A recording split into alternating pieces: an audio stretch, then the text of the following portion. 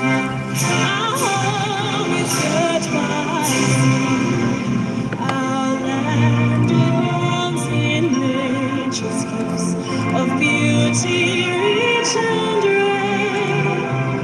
In history's page, let every stage advance Australia fair. In joyful strains and let us sing, advance Australia fair.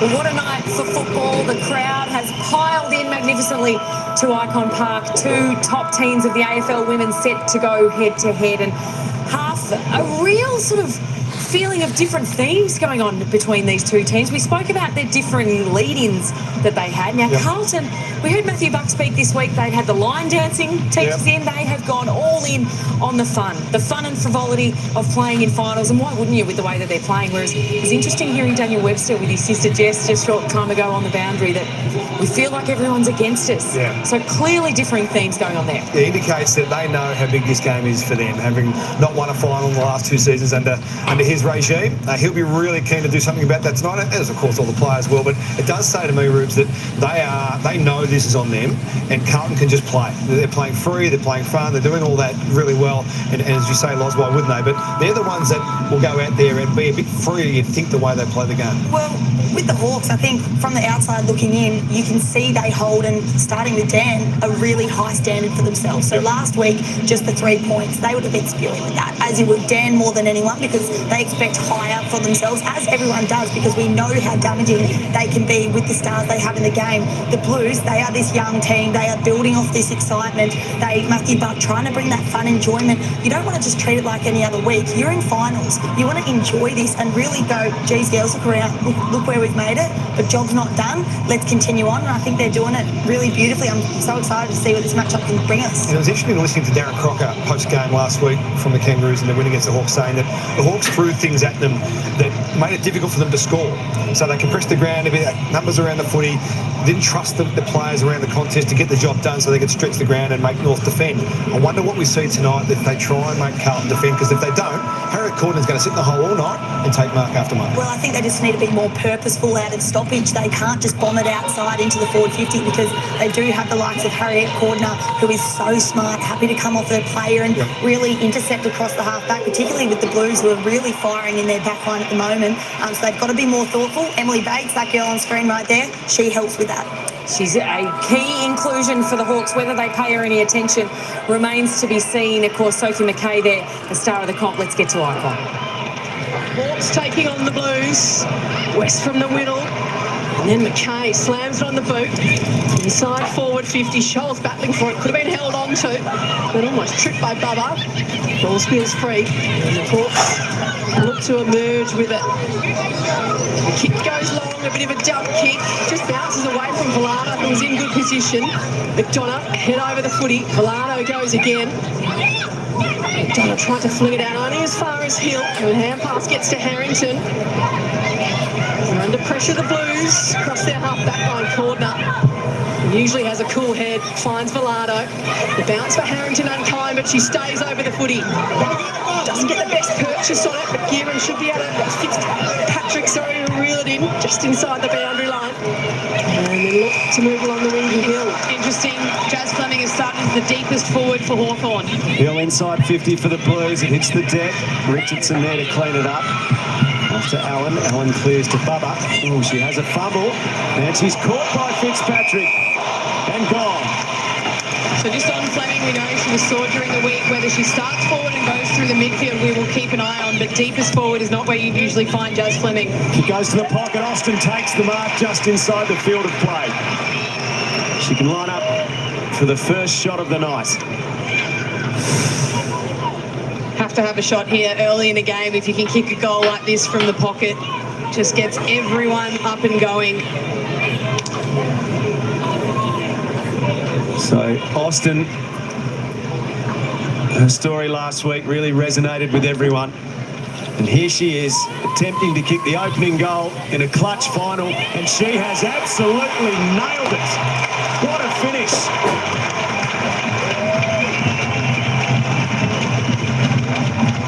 That was a very difficult kick on that angle. And the Blues faithful are delighted with what she produced, as is she. Carlton gets the opener.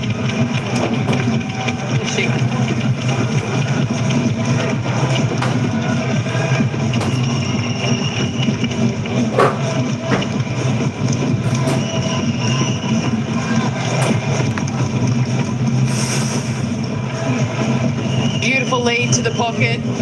You just cannot be giving a forward like Mia Austin that kind of real estate.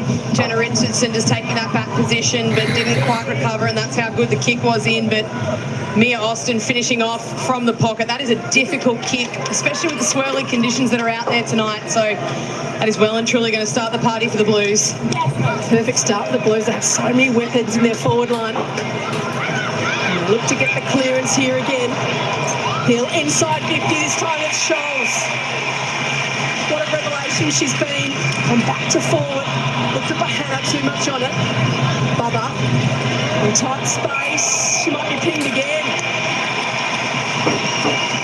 So a leader from Hawthorn needs to go out to Grace Bubba, get around her, don't let her get in her own head. That's two holding the ball decisions that have gone against her early. But we saw last week how pivotal she can be to Hawthorn's movement up and down the field. So get to her, make sure she doesn't go into her shell.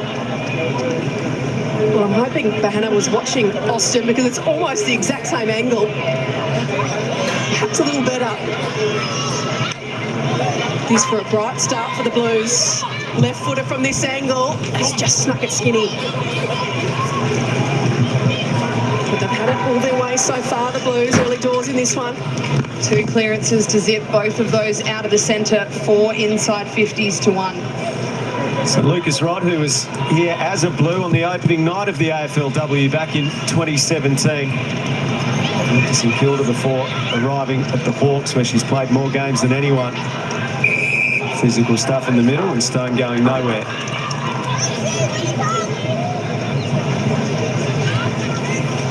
Harrington and Eardley the tap down. Harrington just gets a little bit of boot to it. Bubba and Gilroy contest the same ball. Ricochets off Goss inside the attacking 50, and Scholes has been held. Free kick to the Blues. She'll be too far out to score. Short lead from Sophie McKay. Instead, she goes a little longer than that, and she has been a revelation Dana Finn this season.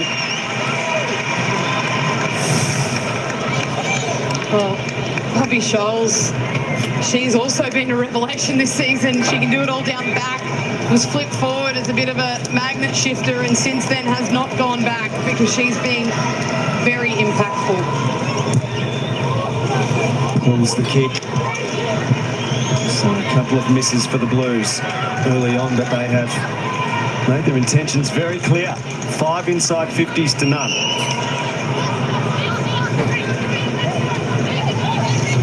So Lucas Rod again goes straight down the middle. Early in a 1-on-1. McDonough there too, a long way from home. Emerging with the footy was Butterworth, held up. The umpire will ball it up. One thing we didn't mention pre-game, K-Mac, is that ruck battle. Eardley. Obviously the Hawks are missing a couple in Wales and Simons. And the Blues with Harrington alongside Good, they're really strong in that area. Yeah, and they'd love to have Eardley sitting down back if you're looking at the matchup. So Laura Elliott on Poppy Scholes is 172 centimetres and 179 centimetres as Cordner. We just had everything coming her way in this round 2 matchup. Earns herself a 50. And wants to move it quickly. Looks Goldwood. A punch in the last line of defence by Allen. It's through for another behind. Quarter was brilliant the last time these two sides played early in the year with 13 intercept disposals. There's her first for tonight. So Lucas Rod again to bring the ball in for the Hawks. Goes down the corridor. Up over the top goes Butterworth. Couldn't hold the mark. Kieran's over it. She's tackled, harassed by West. Eardley gets a little grubber through there. Cordner's knocked off it. Fleming trying to burst through. Vesio going with Fleming. Fleming collects. Hand pass out into space to no one in particular. Finn got it, gave it off. It's Gerald off to Hill. Hill into the middle, beautifully finds Kieran. Nice movement from the Blues. And now they're out on the far side with Shearer. Takes it, stops and props initially. Looks inboard, has Goss.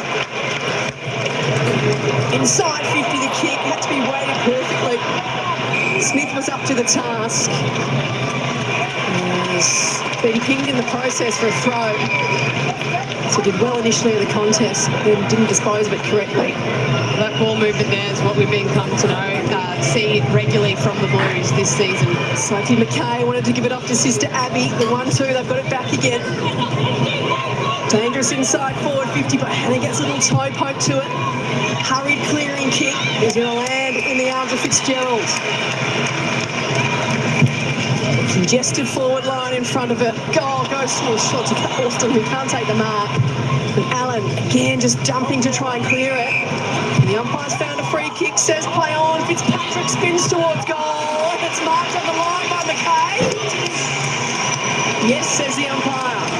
I thought she juggled that one over the line, which would mean it's a behind, because we don't take it cleanly on the goal line. It should be paid as that, but umpires are right there. Makes no mistake, Sophie McKay. What an opening year she's had. The Blues are away. She's averaged more than a goal in every game.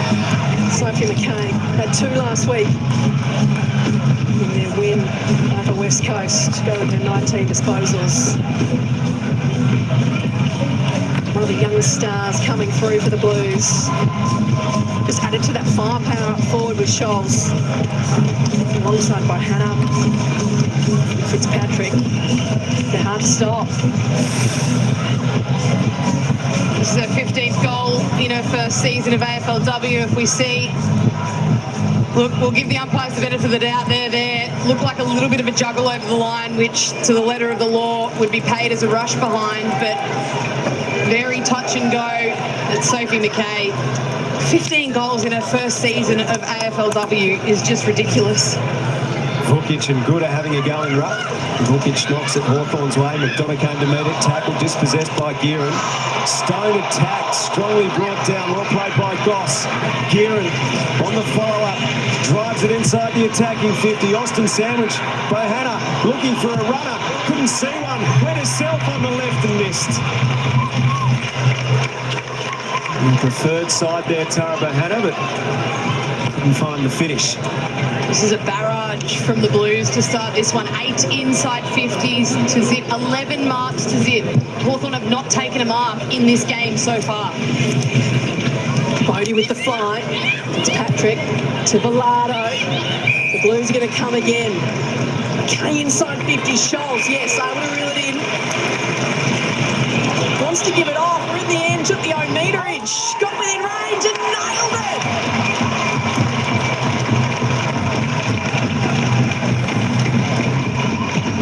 All the young guns for the Blues have come to play tonight. What a start. The Hawks yet to go inside forward 50. The Blues have slammed on 3 and have left a couple out there, to be fair. Bill's probably already going off in that Hawthorn coaching box.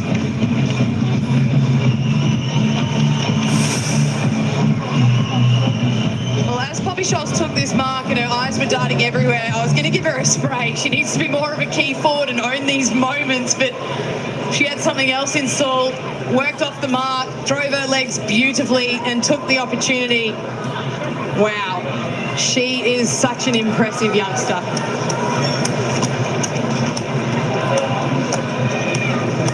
Dynamic, exciting. Carlton has made the hottest of hot starts to this semi-final as Gearan Sockers. Cheryl was being held. Free kick against Lucas Rod. They're on the attack again. Out comes Scholes, attacked it and marked it. It should have been paid. Gearan kicks towards full forward. Bohanna is there. Allen at the back. Fitzpatrick dragged down. Strong tackle from Smith. Shearer going through Coyne.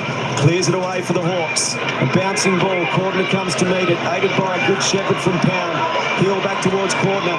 She's closed in on. Back to Hill. Hill to Gearan. Gearan sizes things up. Goes to the forward pocket and finds Harrington. And this is a procession from Carlton at the moment. Well, they're just getting it done. They're winning the contested ball. They're putting their head over it. Clearances 5-1. So the ball's going to live in your forward half, especially when 4 of those have been out of the centre. And every single tall for the Blues has got their hands on the footy in this first term. Harrington's kick near side. 3-5 for the Blues. They've got to find a mark here. Tilly Lucas-Rod has to find a mark, which they've done, but they have to find a couple more because they have had no time with the footy in hand. The kick had too much on it for Gilroy. Lardo working near the boundary line, McLaughlin there too. Just can't find any space here, the Hawks. That was good work by Flockhart. Found some meterage, but it's all Blues back there, well set in defence. Although that one slipped with the fingers of Pound. Bodie swoops on it. No one in front, gives it back to Bates. Captain back in the side today. Looks up over the top, looking for Coyne. Turns, tries to get boot to ball, back towards Bates. Has Bodie there too, tries to get through the gear and tackle. Did enough, said the umpire. Gilroy lurking. Williamson good. In the end, the weighted numbers with the Blues. The kick from Hill comes out towards Finn. He'll be under pressure. Finds a little bit of space, and the clearing kick's going to be chopped off. So, first opportunity for the Hawks. Smith decides to go sideways. Don't mind that from Smith. If you don't see something you like, just try and get some time in possession because they have just been chasing this entire game. Well, Lucas-Rod is going to go back to Smith. Now to Gilroy. Still too far out to score. She's a booming kick though. But this one probably beyond her. So she spears it inside forward 50 and waiting for it.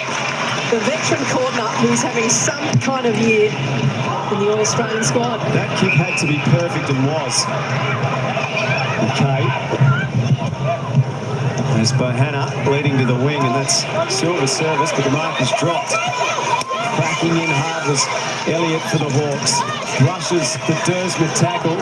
End over end, she works it forward. McLaughlin there. And pass back to West in tight.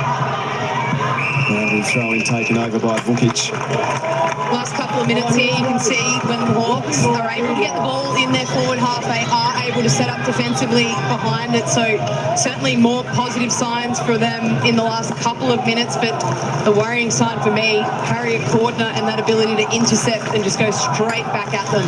Braddles would be liking what he's seeing, I would have thought. The Carlton Games record holder. Just going solo tonight. Best. Bends it round the corner. Gilroy holding on. Hill to Cordner. Fitzpatrick did fabulous body work earlier. He's a little in the mark though, but he's good at ground level. Turns inboard. Beautifully weighted kick for McKay. Happy through the middle of Ikon Park. So over the top to Harrington. You can see them streaming forward. There's no one in the goal square, so she says, I'll have a ping from here. It's bounced the wrong side of the post, so through for a behind. You can see there the way Carlton can move it from end to end so quickly, Kate. How dangerous is that? You can tell every player out there on the field just has a license to use the footy. If they see it, hit it. That's what Fitzpatrick did. The blind turn back inside and hit that low flat kick inside 45. Richardson didn't make great contact with the kick in. With the hands of Williamson, it is over. It's obviously Hawthorn's preferred method out of kick in to go long, but I think that probably needs to change with the way that the Blues are dominating the aerial space in this game. We saw Tilly Lucas-Rod take the short kick to the pocket, and then Bubba played on and drove from there. I think that's the better look against Carlton right now. Umpire watches a while, but calls for a ball up, and then all of that is Dana Finn. Matthew Buck.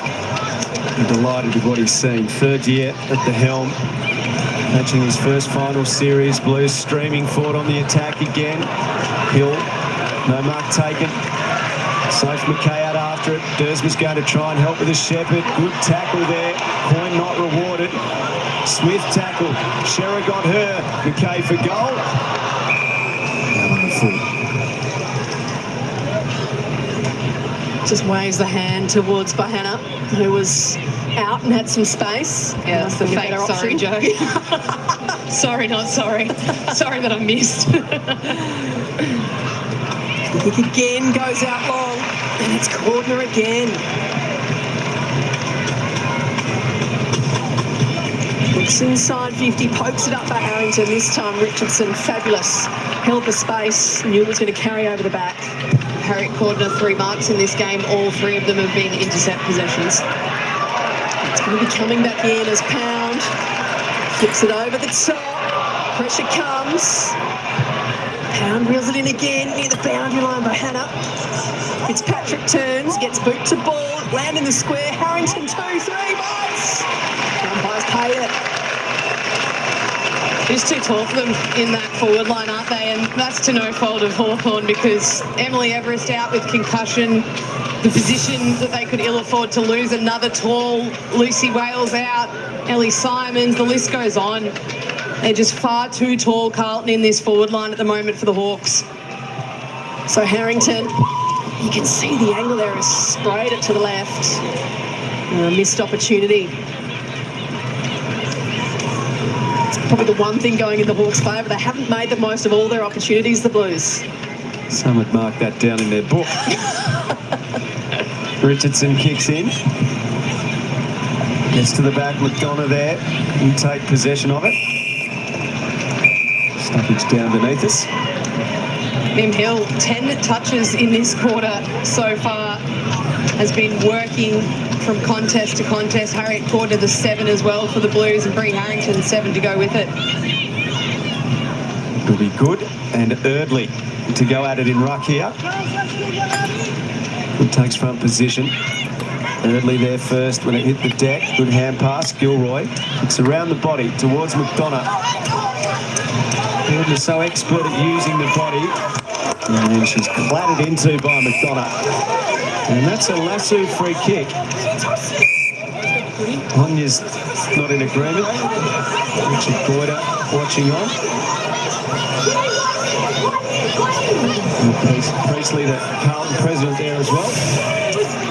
And we know that the lasso free kick, or the last touch, is coming into the game with the men's game. I just would love that if there is a decision like that, we just ball it up. It doesn't matter, throw the ball in.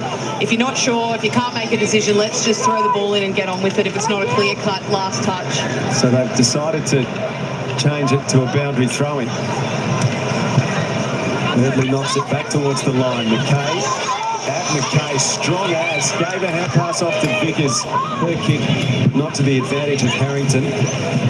And Richardson happy enough to see that over, and will take a free kick for the Hawks. 7-3, those clearances, and a lot of Mim Hill's disposals are coming in and around that clearance. It's a big ruck tap from either Good or Harrington that's getting the ball out into space, and Mim Hill running onto it. Hurried kick up and under from Flockhart. Cordner with a big spoil across McDonough. You talk of those clearances. Jazz Fleming started forward. She's still inside their forward 50. Yeah, well, there was a question mark around her fitness coming into this game. There's no way that a fit Jazz Fleming is sitting in the forward line for Hawthorn. So obviously just want to get what they can out of her, and they don't think she can run out the game as a midfielder. Well, we think at some stage they will roll the dice. They'll have to, yeah. McDonough's hand pass for Gilroy, put her straight. McKay again, strong in the tackle. Goss through the middle. Pokes it up. Scholes. Playing like such a forward, just the hand out to make space on the defender. Puts it over to Soph McKay. Back to Hill. Well, she's done pretty much everything in this first term, and now she's got a goal next to her name as well.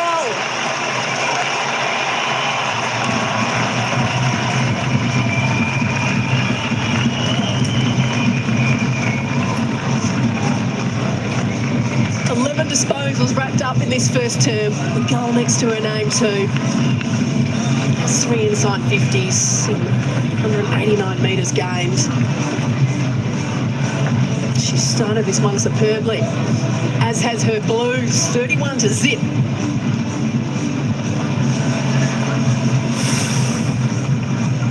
This is the first quarter, clinic from the Blues, but particularly from Mim Hill. 11 disposals, now the goal to go with it. Nearly 200 metres gained, 3 score involvements. She's been everywhere to start this quarter. But Navy Blue has been everywhere to start this game. They have landed really rained blows on Hawthorn in this first quarter. Wood didn't get boot to ball, but following up, Goss Here's McKay again. Abby McKay out towards the sister Sophie. Little toe poke from Allen. Lucas Rod slick hands back to Allen, who sockers towards the line, and that's going to be the last touch free kick to go the way of Dersmer of Carlton. That's unlucky. Couldn't do much more in that situation. Wore all the pressure, Allen. Nearly got the clearance out. Sends it in high in the Harrington direction.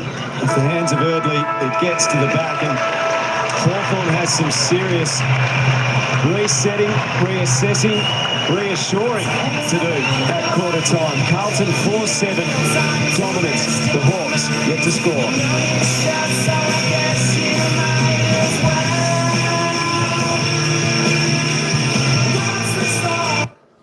All right, there we go, folks. Hey, welcome in, everyone. Quarter time here at Ikon Park, and I tell you what, Carlton 4-7-31. Hawks yet to score. Is like Carlton and put the high beam on Hawthorn. They are blinded by Carlton's dominance in this opening term, folks. To tell you what, 11 scoring shots is absolutely fantastic by an AFLW side. And I tell you what, Carlton on song. I tell you what, they looked so composed out there, so skillful. Hawthorn looking under pressure a lot of the time, and of course that is the pressure that Carlton's putting on. They look absolutely fantastic. Do the Blue Baggers out there tonight. Tell you what, they're going to be mighty tough to beat, and of course our live poll said Hawthorn 75%. My original tip was actually Hawthorn as well, but by crikey, the way Carlton are going, they're looking like they're going to go in for a final against Brisbane next week to see who's going to play in the grand final. Of course, Melbourne will play North Melbourne next week, and then we're going to have a grand final. It's going to be fantastic. I tell you what, these teams are good teams in the AFLW. They're playing fantastic. Carlton, look, they should have been further in front. They missed a couple of goals, a couple of set shots, so went skew if a little bit. Hawthorn are just lucky. They're only 31 points down, but let's hope. Hey, Daniel, how you doing? Ryan, Aslans, how you doing? Hawthorn are just lucky. Carlton missed a few shots out there, or this could be out to about a 50-point lead. Happy Saturday. I tell you what, Saturday's coming and Saturday's going. Tell you what, it's gone quick. It was a nice day, though. It's about 21 degrees. Here at Ikon Park in Melbourne. So another beautiful day. Of course, we're going to have sunshine tomorrow. Let's just have a look at the goal scorers, because we've got 4 of them in the opening turn. Of course, they all come from the Blue Baggers. Poppy Schultz, Sophie McKay, Mimi Hill, Mia Austin. All were singles for the Blues. Of course, no goal scorers yet for Hawthorn. I'm hoping they come back with a little bit of a fight. But have a look at Mimi Hill. If you don't mind, she's had 11 touches in the opening term. Big quarter. She's had 6 kicks, 5 handballs, 2 marks. She's kicked a sausage roll as well. Of course, Abby McKay doing a fantastic job in the opening term for Carlton with her 8 touches. She's had 4 and 4. That's right. 4 kicks, 4 handballs, 2 marks, 2 tackles, 4 clearances. So she is everywhere. Jenna Richardson tops the table there for Hawthorn. She's had 7 disposals, 5 kicks, 2 handballs. And a mark. So there we go. We need to see a fair bit more, because Carlton are absolutely controlling this ball. We've got 2, 4, 6, 8, 10, 12, 13. So we've got 10 of the top 13, all Carlton players here with top possessions. Just having a look at the disposal count, even in the opening term, 53, 81, 28 plus on the disposal count for Carlton. That's like they've had 50% more than Hawthorn. They are just dominating in every aspect of this game.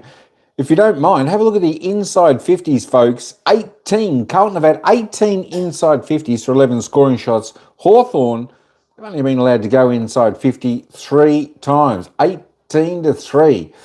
Free kicks, of course, Hawthorn 0. No free kicks. Really unusual. Carlton about all the free kicks. 6-0 in the free kick count. We'll probably poll on down here. Of course, uncontested. We know Carlton have had plenty of the ball. 21-43 plus 22.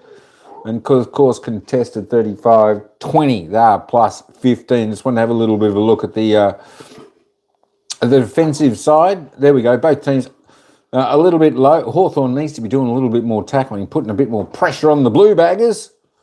12 to 15 in the defensive tackles, and of course 1 to 3 tackles inside forward. 50 calls Carlton controlling the ball. Hawthorn need to do a little bit of control there. At least get the ball in hand. Stop Carlton always controlling the ball. All right, folks. Hey, we're going to take you back down to the commentators, and then they're going to take us down for the bounce of the ball for the second quarter. Wowee, it's Carlton after the first term by 31 points. It is 18 to 3. It was all cut. It was nightmare stuff for Dan Webster in the coach's box. Marks inside 50. They couldn't get a glove on their forwards. 8 to zip in favour of the Blues there. Then you get to the key numbers around the contest, which we heard Dan Webster talking about pre-game. Smacked the contested possessions by 14. And then centre clearances. Well, the clearances were 9-3. Centre clearances 5 zip in favour of the Blues. So it was all one-way traffic. We expect to see a bit of a fight back at some stage from the Hawks. This is their chance. Going downhill to the left of screen. It's the scoring end at Ikon Park. Apparently so. The Blues have made the most of it. It's a beautiful night for football. It's an anything but beautiful night for Hawks. So far, they are 31 points to the deficit of the Carlton Blues here at Ikon Park. This semi-final, there is a prelim spot on the line. There is so much to play for between these two teams. Hawthorn, as you say, Half, they really need to get a move on, but Carlton, they are playing with fun. They are playing with electricity. They are two big factors in a semi-final just like this one. Let's get back to Ikon Park for the second quarter. In the semi-final, West goes through with conviction.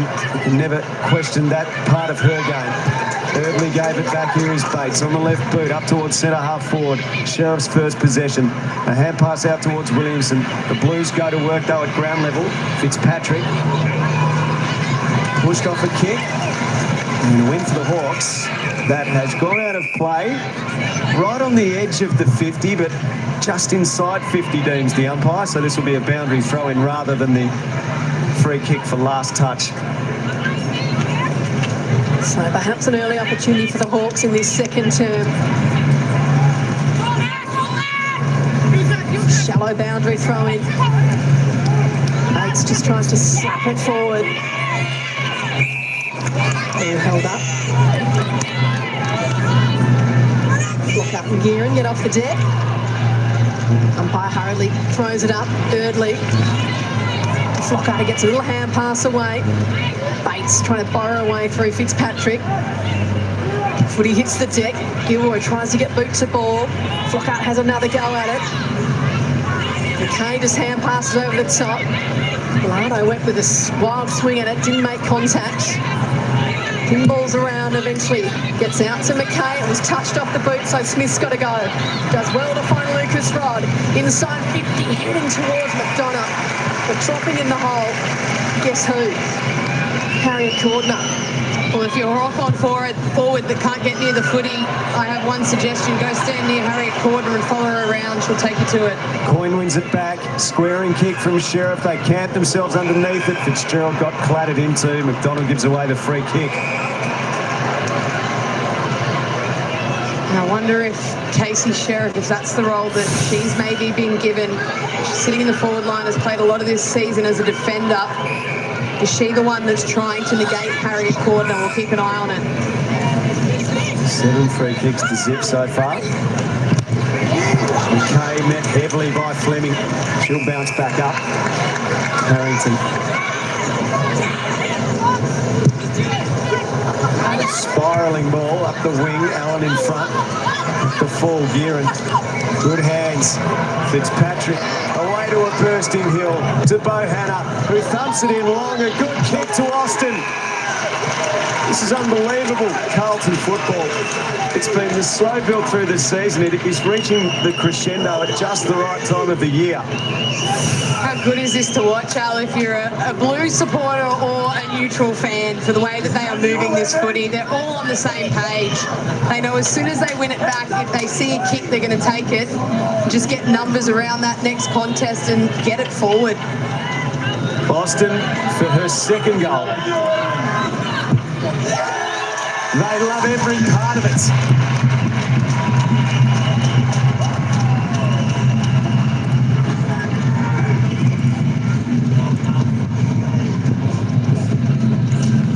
Carlton's just been so superb tonight from the word go. No matter what part of the club you're involved in, right up to the highest levels. It's been a very enjoyable sight for those who bleed navy blue.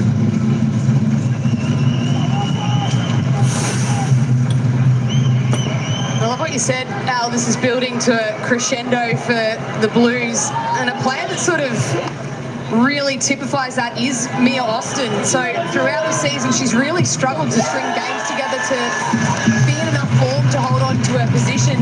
Plays last week, kicks a goal in those dour conditions, comes in tonight and has already kicked a couple to start this game. That will please Matthew Buck. The Hawks will get a rare clearance from the middle. Out towards Sheriff. We can, but Fleming's dumped into the turf by Fitzpatrick. Fleming goes again worried out of it. Bodie this time. West. On the left, has it ricocheted. Flocker hurriedly on the boot. Oh, this is fortuitous. Just what the Hawks needed.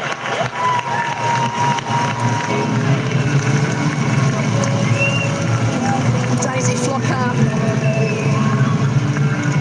with her first goal at AFLW level. And what a time to do it. In a final with the side trailing by 37 points. Is that the little spark the Hawks need to get going?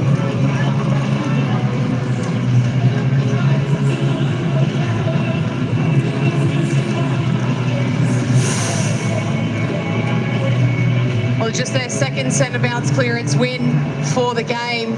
Goes inside forward 50, and Flockhart, who's been really good the last few weeks for them through the midfield. Big-bodied midfielder, gets it, throws it on the boot, and it carries through. And to say they needed that is the understatement of the year. But can they get something out of that and get some forward momentum? Well, they've had 4 inside 50s to 1 this quarter, albeit Carlton kicked a goal from the one entry they've had. McKay's been quite brilliant. Kicks towards Sophie McKay up there in the backyard. Well done by the smaller Smith. And she scampers away. Williamson. This is looking better from Hawthorn. Free kick downfield, dumped after she kicked it. McDonald will have it. That's not a free kick. That's a bump as she kicked the ball. Nothing high, nothing in the back. That's not a free kick. Hawthorn's first. So McDonough sends a low one inside 50. It's Mark Williamson. Read the flight of the ball best. Can they string 2 together here, the Hawks? It's a huge shifter in momentum. There's a good kick from McDonough. The ones that just a little bit lower and flatter. All chances need to be taken. Williamson's kick, she just tugged it. Missed that opportunity to gather a little more momentum in this contest.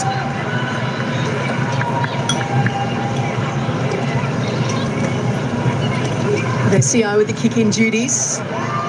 Along to the broadcast side. They really did well to keep Harrington out of the contest. Gearing, a little hand pass away. Flockhart overran it. Hill flips it out towards Dersma. West emerges with it. Does well, flips it out towards Stone. Kick inside 50. McDonough has to get there to spoil and does well. Sheriff with the hand pass away. Hendry disrupts it initially. Back toward McDonough. A kick is wide. And a bounds on the full, but they're getting some repeat inside forward 50s. And that contest then from Anya McDonough, that's exactly what you have to do. If Harriet Corden is going to sit back in that space and intercept, you have to make her earn it, crash the pack, go through, bring the ball to ground. Hendry clears the pack of 4. Richardson there for Hawthorn. Quickly away to Williamson. Williamson on the boot. McLaughlin. Open forward line. Not a bad kick to Bodie, but Vesio right there with her. Now locked up. Play goes on. It rumbles free out the back.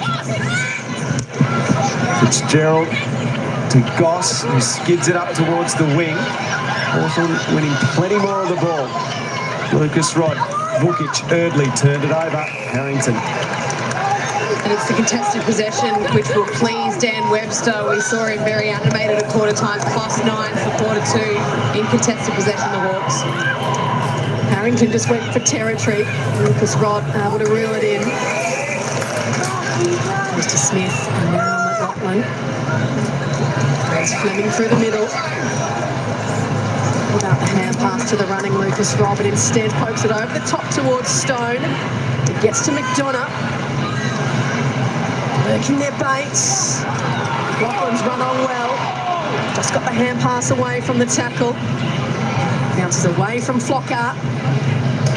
Hendry applying the pressure. There'll be a stoppage, 45 out from the Hawks' goal. There's Dad Damien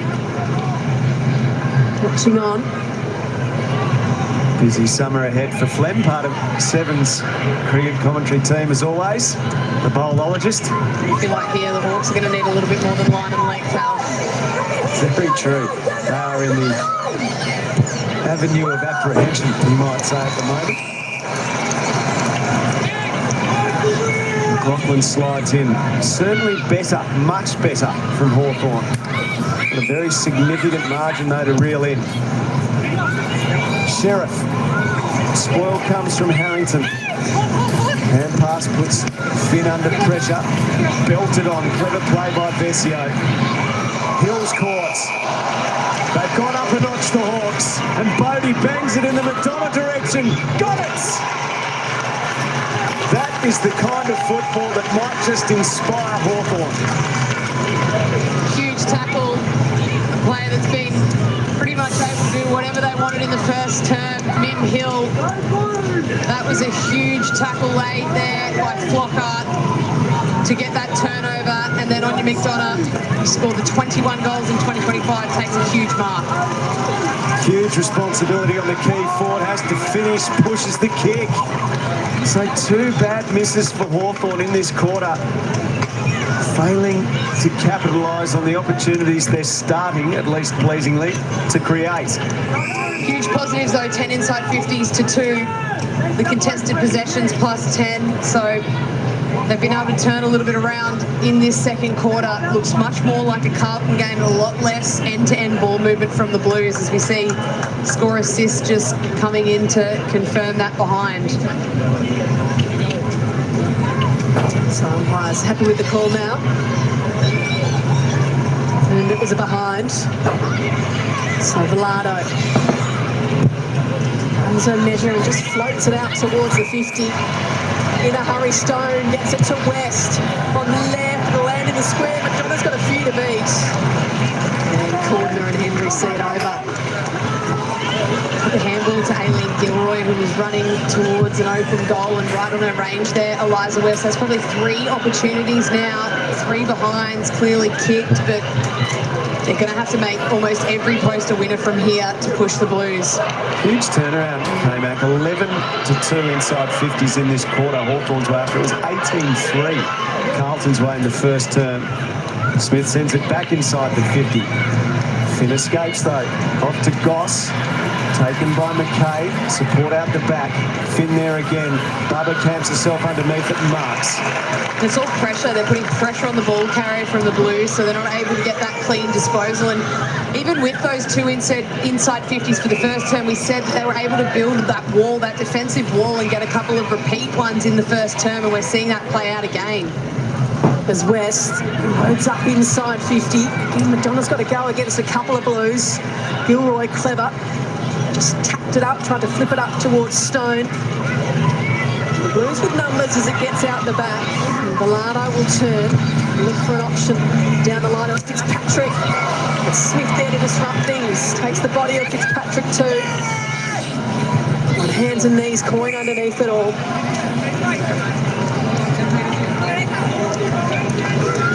So still 6.5 to play in this term. It's been a goal apiece. But the territory battle being won by the Hawks. With the tap down. West does well against Gear, and that was good to get it to Stone. Inside 50 again. Again, McDonough's the target. Out the back, Pounds under pressure. McDonough with a little bit of magic, just couldn't fit it through the big sticks. She's battling hard on you when they go to her, and often they do. It's a dump kick, and she's got a couple to beat, Kate. If she can get a one-on-one out there tonight, you feel like she's going to at least do some damage, because at the moment it's 2, it's 3, it's 4 on 1, and she's still fighting through. Well, that's a response to the spray. Those numbers there, those contested possession numbers. Finn just not keen on the close attention from Coyne. And then downfield, she was felled. Hawthorn's had the last 5 scores in this game for 1 goal, 4. Bates gets it in the middle, misses Butterworth. Gearan runs into West, and there's no crashing through that.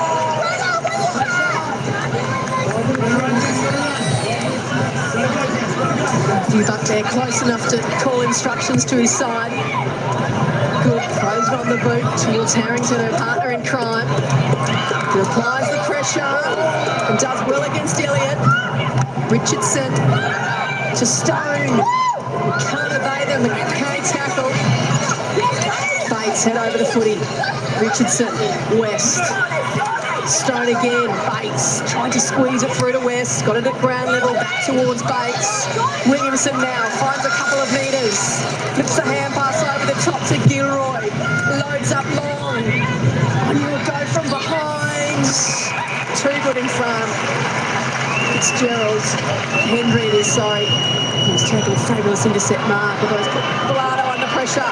Sheriff's got a look in, but Villano with desperation belts it forward Carlton's way. And Dersma clears it out to the wing. Good hands, Sophie McKay. And they maintain possession for a while, the Blues. It's been a dominant second term from the Hawks. Bohanna taken a bit clumsily there by Vukic. No free kick. Lucas Rod gives it up to Bohanna, who kicks up towards half forward, back with a flight. Richardson, outstanding commitment. And it's been right across the field from Hawthorn in this quarter. A real shift, very evident in the way they've gone about it. And by winning the contested possession, they're allowing themselves to win the uncontested possession. Just another clumsy turnover, though. Gives the Blues another chance to go forward. Gearan. Inside 50, he's under pressure. Harrington gets away from Allen to a dangerous spot. Another needs to be clean here on the second attempt.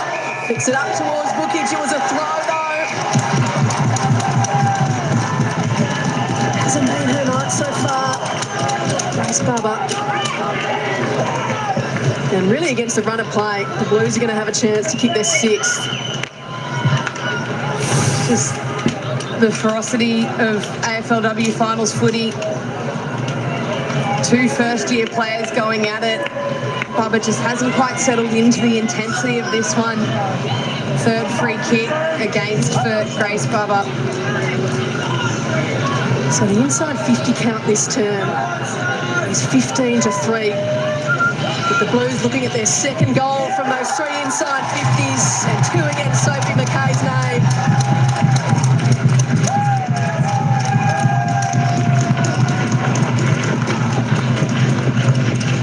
Found a territory, the Hawks, in this term, but it's been a tougher part of their season. It was a similar situation last week. They had 28 inside 50s and were unable to score a goal.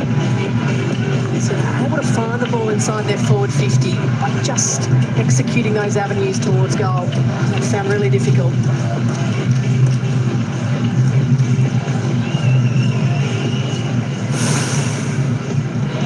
Well, Sophie McKay, the first celebration was a bit subdued. She's done the fake shoulder dislocation into the shimmy this time. Last week it was the hammy. This time, clutched at it and then shimmy. Poor old Andrew. They need to start charging more for games that Sophie McKay plays in, because she is box office. Andrew McKay, her father, said strictly no more of that. It was put him through the ringer, and she's at it again. So here's Goss. That's a free kick against Finn.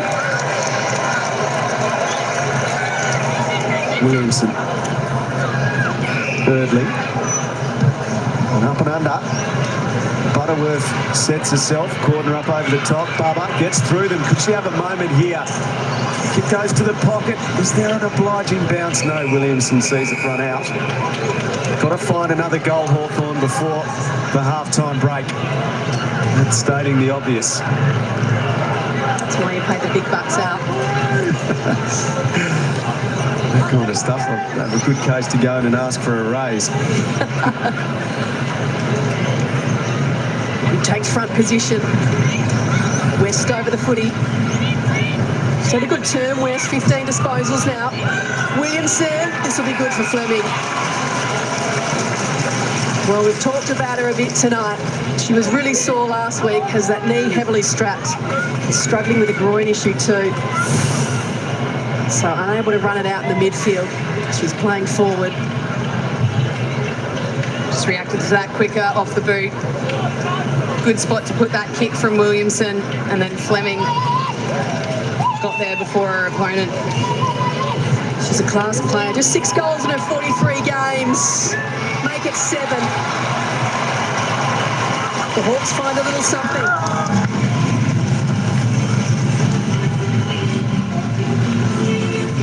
So it's 2 goals apiece now in this term. It's been goal for goal. The margin that was 31 at the first break is just down to 27. And the Hawks, well, if they'd love to find another one inside the last minute and 10 seconds, just give them that bit of extra momentum heading into half-time.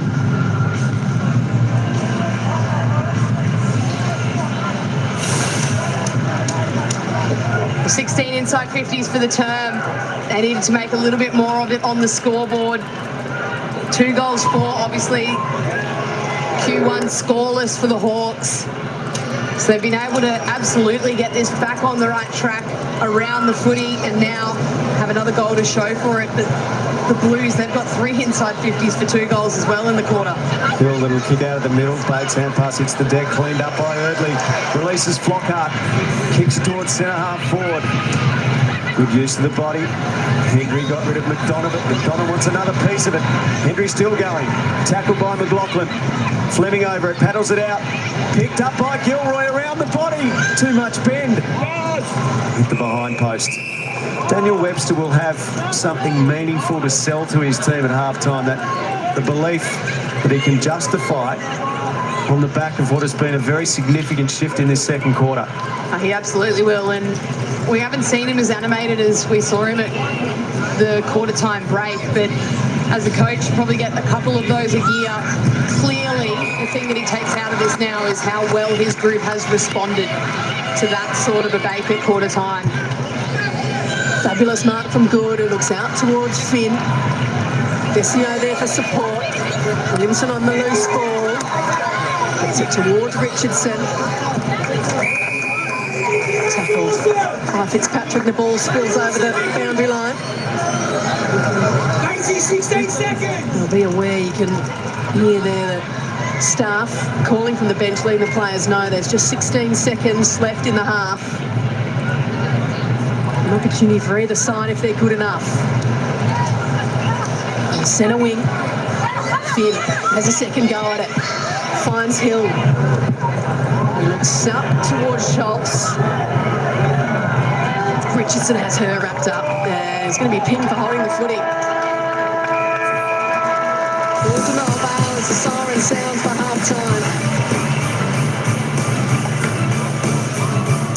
We saw Poppy Schultz there, one of the young stars of the competition and one of the stars of this game as Carlton lead Hawthorn in this AFLW semi-final by 27 points. Half-time at Ikon Park. We'll be back very, very shortly right here on Fox Footy AFLW Finals. All of the analysis from this semi-final. Hawthorn and Carlton coming up right after this.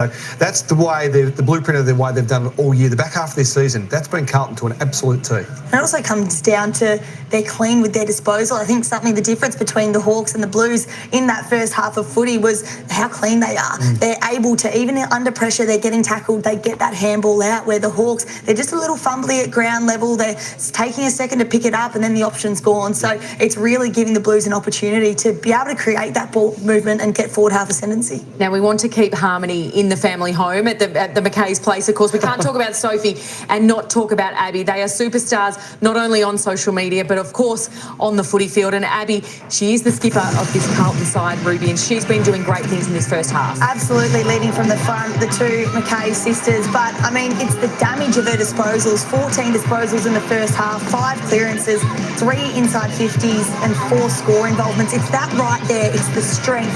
She is so strong. She's only a little thing, so smart. She sets up the players around her. She's really an inside to outside player. So she gets it done in here. She's explosive, uses her body work, can really push the opponents under or outside of the footy. And then she has the speed to beat them on the outside, over 200 metres gain. So they're all really purposeful ball movement coming out of stoppage that then sets up the Blues attack. 5 clearances. It's been a big half from Abs. Yeah, we highlighted some of the statistics from Hawthorn's point of view at quarter time half. Now, they had a nice little healthy bake from the coach. Of course, Daniel Webster, we caught up with him before the game. But this is him to his players before they broke away for their line meetings at quarter time. But they did manage to turn a few areas after this little spray. Disgusted Dan Webster there. It warms like cockles of your heart it does to see a coach just give the pre-line meeting spray. Just 30 seconds of your best because you've been so frustrated watching that first quarter. And they responded. As you see, the numbers in the second quarter, you see there on screen, 17 to 3, plus 17 in the second quarter for inside 50s. That's a huge number. They were down 18 in the first quarter, plus 17 in the quarter. And of course, in contested possession, we focus on that at quarter time because Dan Webster spoke about it in pre-game. And look at those numbers there. Much bigger turnaround for the Hawks in that second term for contested possession. So they got to work. They copped the spray. So that's a good sign. And they won the quarter by 4 points. And when you go to the quarter time breakdown by 31, the only thing you can do as a coach is talk to your players about eating the elephant one bite at a time. Because you can't eat the elephant any other way. The elephant's the 31 points. So we can't get that all back straight away. Let's get it back in bits and pieces. So we won the quarter by 4 points. You can sell that at half time. Ever the coach, Ruby. This bloke's got an analogy for absolutely anything. Now, there is so much to look forward to in this second half of this semi-final and so much to look forward to over the next few weeks for all of the AFLW. Of course, the 2025 W Awards, Monday the 25th, next Monday night, live on Fox Footy, one of the best nights on the AFLW calendar. We'll be there live on Fox Footy.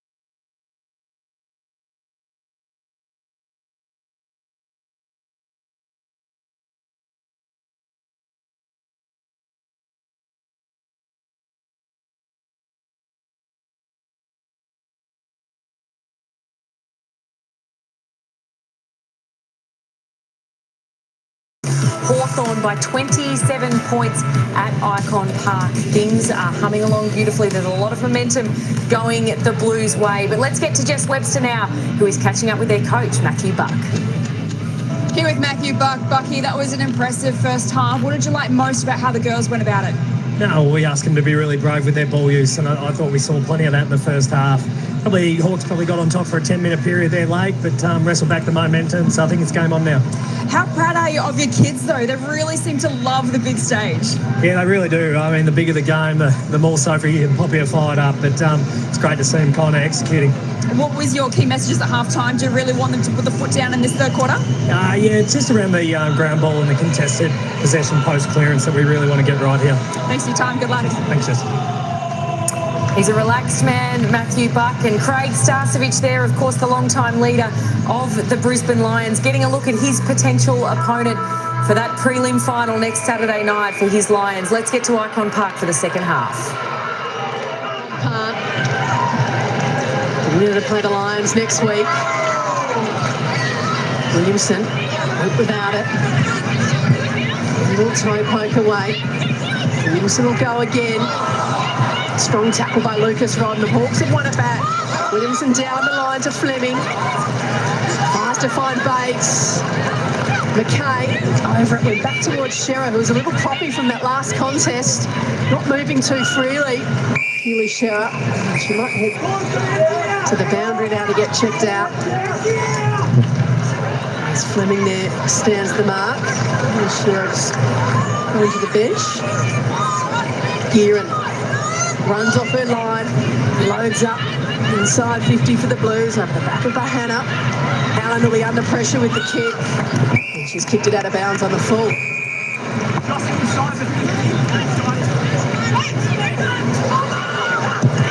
Hurriedly they go through Vickers. Lovely intercept mark by Smith. Quickly to West, over the top to Fleming. It looks like she's being moved on the ball, or at least further up the field, as she goes again to Bodie this time. McDonough in a one-on-one. Oh, fabulous work by Hendry. The early body work to make space and then completing the mark.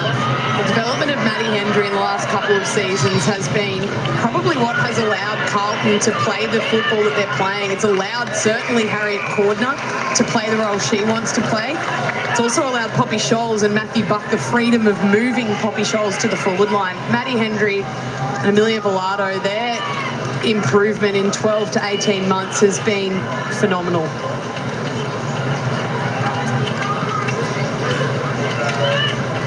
Thrown in out of sight. Dudley reaches over the top. Coin for the Hawks. Hand pass knocked down by Gearan. Goes again, Gearan. Taken by Finn. Slapped it out the side to Hill. Hill kicks inside 50. Looking for Austin. Knocked away by Vukic. Lucas Rod under pressure. Now Najwa Allen under pressure. Hand pass towards the boundary. Smith will be happy to see the boundary here. Tough cookie. Relatively satisfied coach.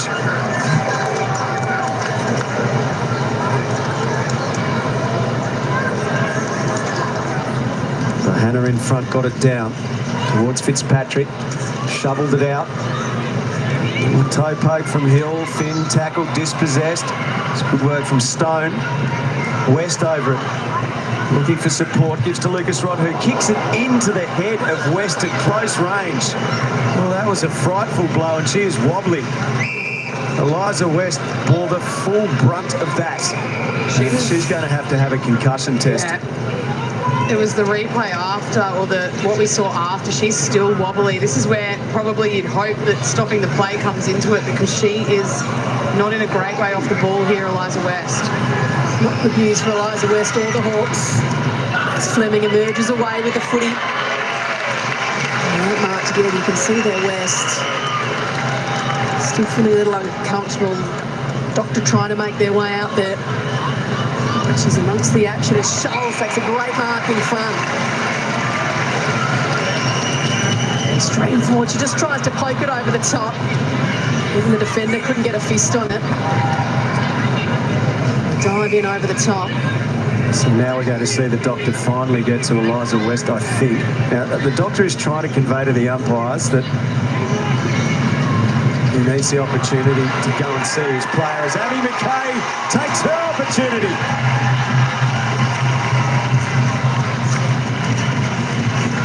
Well, where the play should have gone on there is certainly a point of conjecture, because Eliza West, the legs were jelly.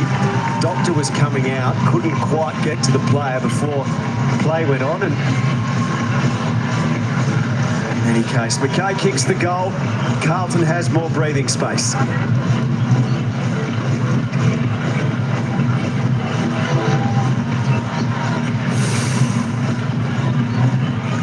It's just McKay getting the wrong side of Emily Bates at stoppage. Just got worked off it, turned her eye onto the play at the last minute, and McKay was just quick enough to go the other side of Bates. But you can't help but think you've got a midfielder in there at that stoppage that should have been taken off the ground for a head injury assessment. Just don't know why we're not at the point yet where we can get that happening quicker, because for the player welfare, nothing to do with anything about the score, but for player welfare, we need to be able to get that player off the ground quicker. Absolutely, I'm sure something will be looked at during the week. As Fitzpatrick gets boot to ball. Ricochets away. Hard over is Fitzgerald. Gets it back to McKay. To sister Sophie. Abby to Sophie. Flings it off to Fitzpatrick. Goes goal, and it's a vacant goal square. It's just offline though. Well, Craig Bradley was sitting on his own on our side of the ground, but I can understand why he's gravitated towards Andrew McKay, given the output of his two daughters tonight. So Eliza West here being seen to by the doctors. It was just the aftermath of that blow, which she really seemed to have lost her senses and her balance. Thirdly, couldn't take it. Stone just got rid of it in the nick of time. Flockhart set upon, goes again, gets Hawthorn clear towards the wing. Going back, Cordner, only eyes for the foot, he didn't hold the mark. Under pressure from McLaughlin, Bodie gets it, gives it off. McDonough kicks it out in front of Gilroy. The foot race on. Fitzgerald and Gilroy. Gilroy gets it, wants to give it. It hits the deck, it gets past Coyne. Goss comes in, paddles. Vesio taken high. Carlton free kick at centre half back. Down to Kate Massey. Yeah, guys, as you can see, Eliza West is heading down to the room to the doctors now after that ball to the face. Just seeing a replay there from such close range. As the Hawks have an opportunity inside forward 50. Williamson sends it in. Vesio takes the intercept mark. Brings it out towards Vickers. We'll just poke it over the top to Gearan. Continues along the wing. This time to Fitzpatrick. He's had a fabulous year for the Blues. It's long towards Bahana and McKay. Bahana with a couple of bites and then wants to fling it onto Hill. Pokes it in over the top. Scholes makes good position in front. Finns continue to run. Just needs to slot it through and she goes off the deck. And kicks their eighth.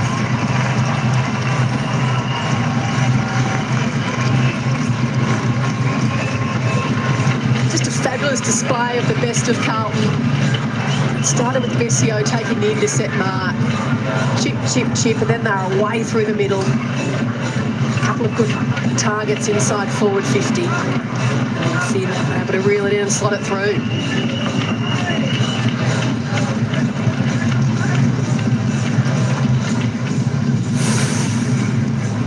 It's the perfect amount of control versus chaos. So the two plays before that from Aaron Fitzpatrick were just kick mark, taking some time out of the game, and then as soon as they hit their front half, it's the kick from Fitzpatrick, the handball received from Bohanna. That's when they want to play chaos footy, but they do it in such a controlled manner as well. They're all on the same page, and they are a well-oiled machine, this Carlton team. Average score was 24.2 per game last year, Carlton. This year, the average score 47.2. They've nearly doubled it this season. And already, tonight on 56, not even midway through the third quarter. They're an exciting team to watch. Transition the ball beautifully from one end to the other. Good knocked it down. Gearan once, twice. Ball comes free. Dersmer attacks it, runs into trouble. Stone pushed forward in that tackle. Oh, we'll ball it up. And it's been a bit of the story this season for the Hawks. Eliza West was the one that was so instrumental in turning things around. Her and Emily Bates in the midfield in that second term. Most disposals on the ground, most clearances for Hawthorn, and unfortunately she's down in the rooms having a HIA now. As the Blues, who wanted to pick it up and run, it's got to come back to Sophie McKay. Plenty of options inside 50. Their execution to hit targets has been superb as well. As Goss, unopposed, Hill takes the mark. She can chip it on. They're just playing around with it now. Hurry, the point is perfect from Finn. She's got 2 in a row.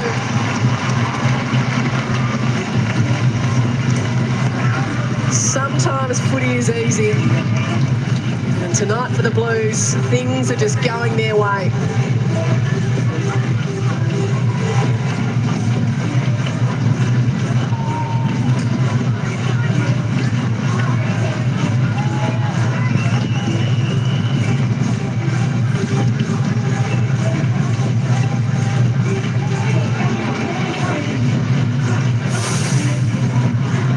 Well, for all the hard work in the second term, Daniel Webster will not be pleased with this. Mim Hill, who's had 21 touches before that one tonight.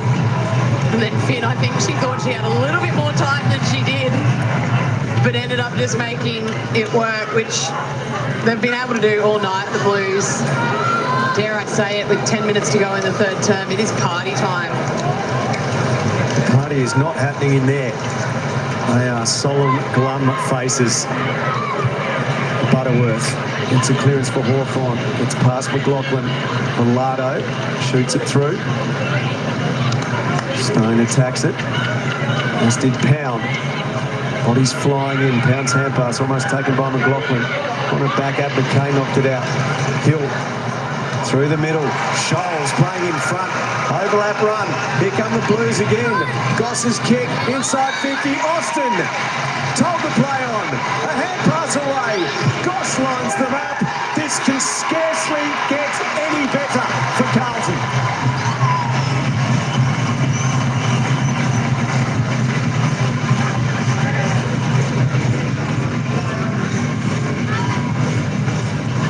What a night it's been for the Blues.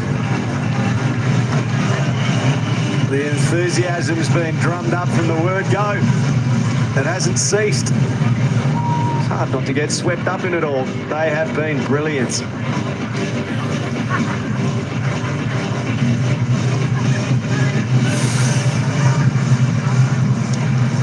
Well, Mim Hill again has a hand in this goal, but Poppy Scholes, one-on-one in the air, so hard to stop.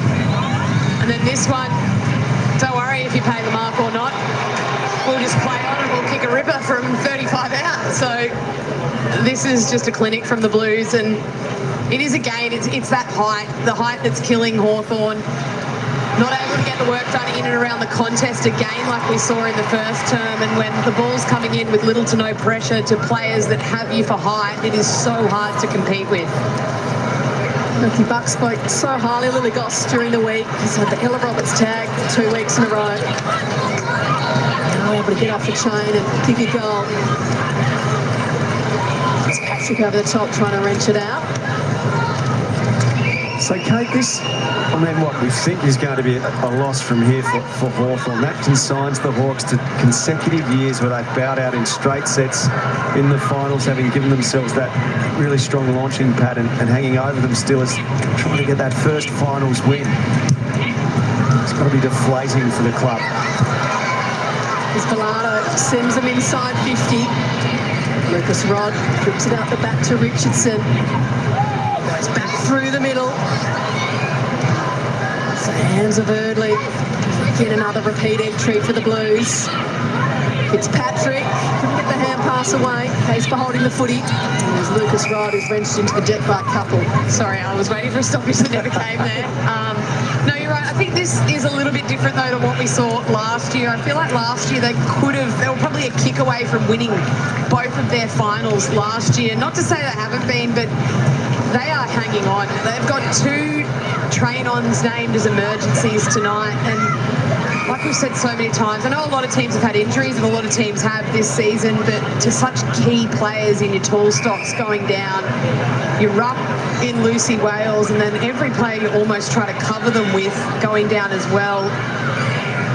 They just haven't been able to compete through the air with a lot of these teams. Had to take on North 2 weeks in a row, but it's just been really hard for them to try and compete through the final series. Thank you, Butterworth, with an excellent aerial mark and finds McLaughlin.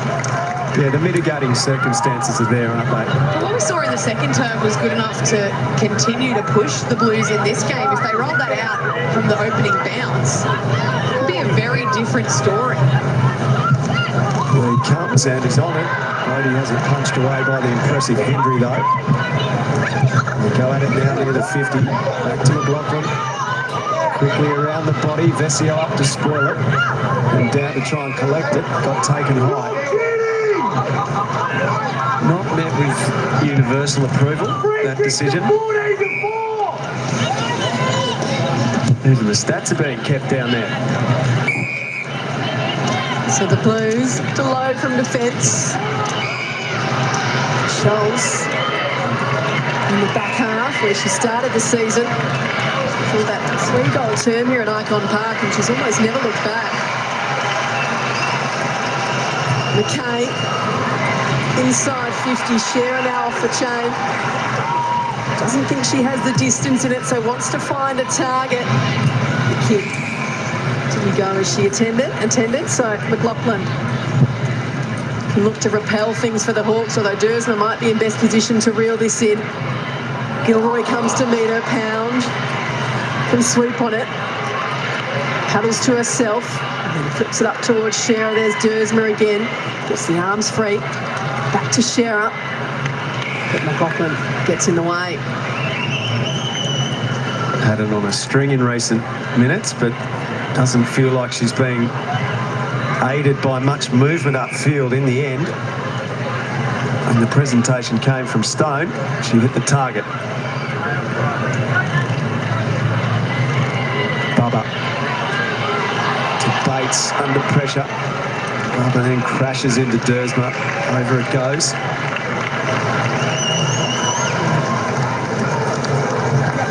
Fleming waiting to come back on with Vukic. Carlton has kicked 4 goals, 1 to no score in this quarter. Hawthorn has not scored at all to the right of screen in this game. Good back towards the boundary line. Goss pursues it. Stone pursues her. Goss shoots it forward. Hill kicks inside 50 for Carlton. Shearer there with Lucas Wright. Scholes gets it. Great feed. A chance here for Aaron. It's too much curl.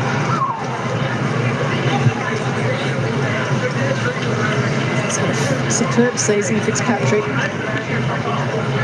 13 goals. I think of the spread came out that they have forward.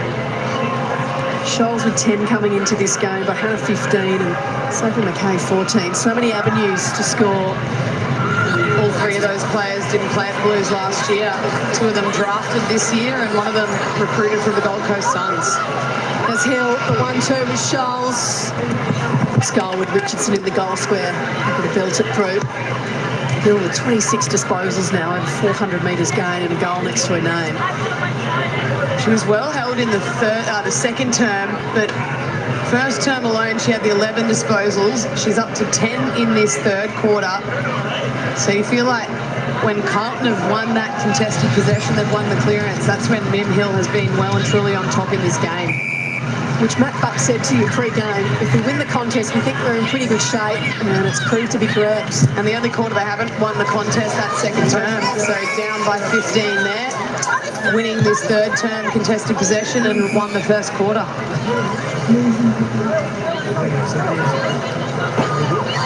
Hawks through Gilroy. Not certain at all. Just bangs it as far as she can. Fleming there with Vessier. Vessier just does all the small things so well. Makes good decisions. Timely interventions.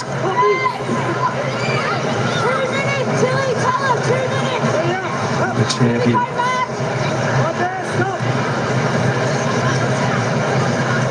Great to see her back playing, but she's had a lot to overcome with that shoulder injury this year. First game since round 7. Gilroy. Boys set high. Fleming tries to impose. Velado throws the right arm through it. And that could be insufficient intent. Free kick to the Hawks. You can do that in marking contests, but not when the ball's already hit the ground. So well paid by the umpire. Lachlan spears it short to Gilroy, who plays on. We'll need a miracle from here. Has a good effort at it. Would have had the distance from there. Okay, perhaps thought it wasn't going to be paid, that it was too short. Just the one behind from it in the end. And similar to a lot of the Irish players that we see, they usually prefer to roll and kick rather than take a mark and then either have to invent the roll. So she sort of just used her momentum towards the goal there, as opposed to going back and having a set shot. Vukic punched it away from Williamson. Williamson gets it though, gives to Gilroy. Gilroy towards the boundary, misses Vukic.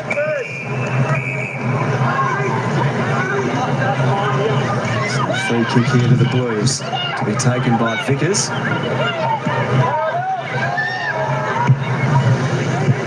Big pack on the wing, up goes Mackay and launches over the top of the 50 gamer Jess Good, her teammate.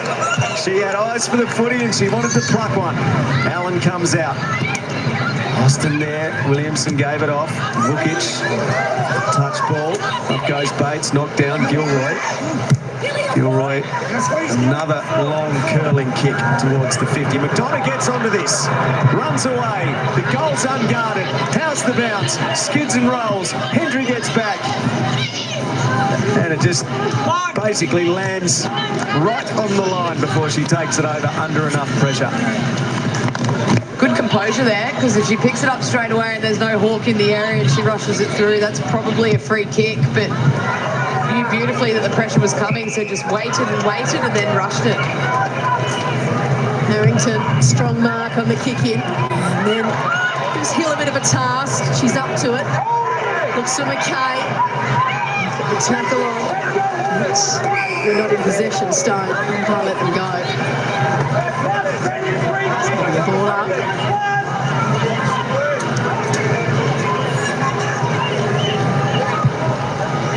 Dying stages of this third term. 4 goals to zip in the Blues' favour. Up and under down the line. Work to do for Austin. Richardson. Here's a voice. It was Allen. Austin cut it off. Back towards Schultz. Returns. Tips it over the top to Gearan. Out the back.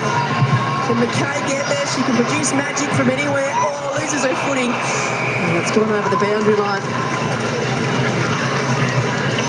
Dad might have been a little bit nervous then. That one didn't look like an act. She just slipped and lost her footing. Yeah, we don't want the girl who cried wolf happening to this young talent. 3/4 time, another commanding Carlton quarter. The Blues kicking 4 goals, 3. Hawthorn 2 behinds. It is the Blues. Convincingly, 52 points is the lead at Ikon Park.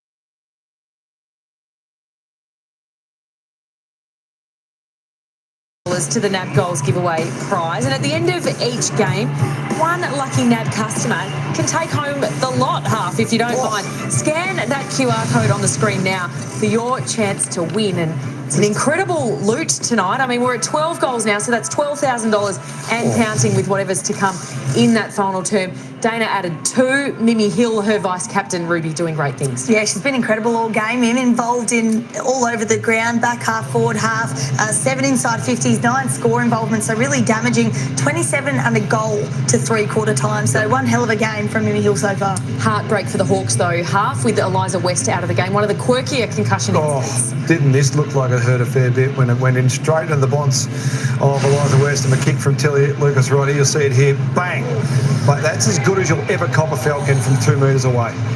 And she was having a really rough time there. She looked a bit wobbly for a bit. They got her off the ground a bit slowly, but you can see there her game is done. And that's the last thing the Hawks need. She's been such a trooper. Didn't play much of that last quarter, but still their leading disposal winner. So she had a real crack, Eliza West, but that was a very unfortunate incident. Heartbreak for her. And Carlton, 52 points to the good at the moment here at three-quarter time at Ikon Park, looking to sew up that prelim spot.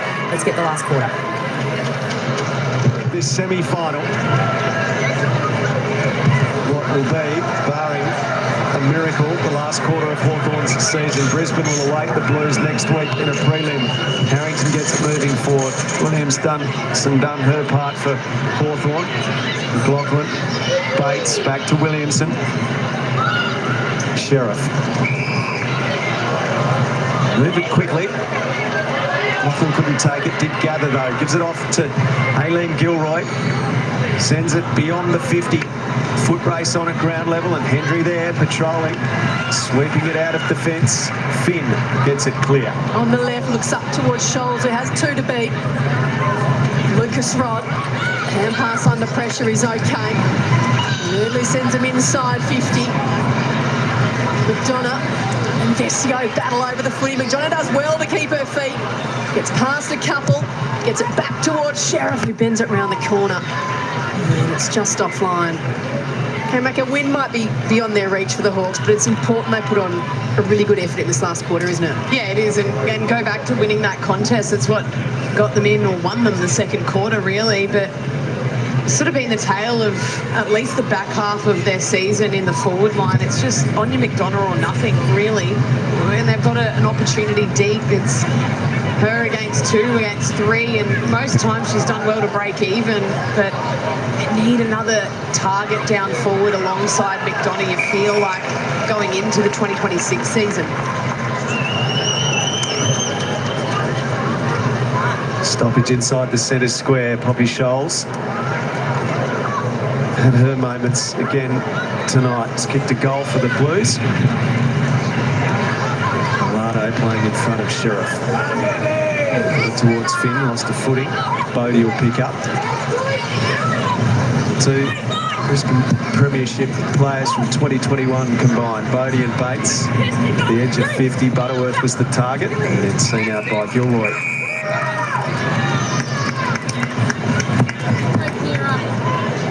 So how much of a threat do you think Carlton could be, Kate McCarthy, based on not only what you've seen tonight, but in recent weeks, as Craig Starcevich would be perhaps considering that himself, as his side will play the Blues next week?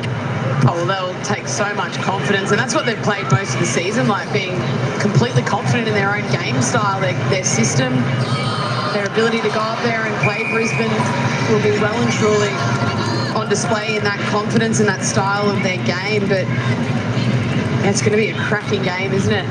It's Saturday night next week up in Brisbane. Certainly peaked at the right time, the Blues.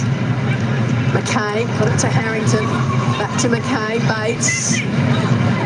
There's a hand pass out to Williamson. Richardson is there under pressure from the hill tackle. Vesio doubles up the pressure.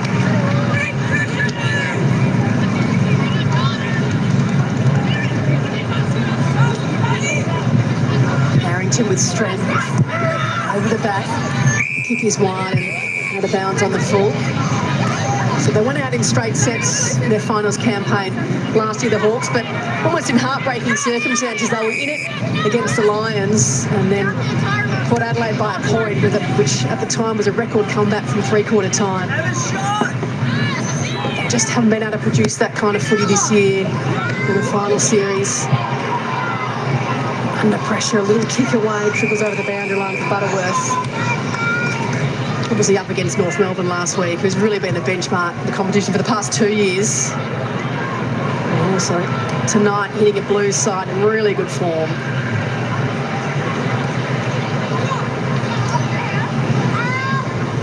Harrington against Durdley. Murray kick away from Fitzgerald. Sophie McKay, read at best. Well, Hannah's got a one-on-one with Allen on the wing. Allen did well. Lending support, Finn. Bates goes in, but Finn gets it out.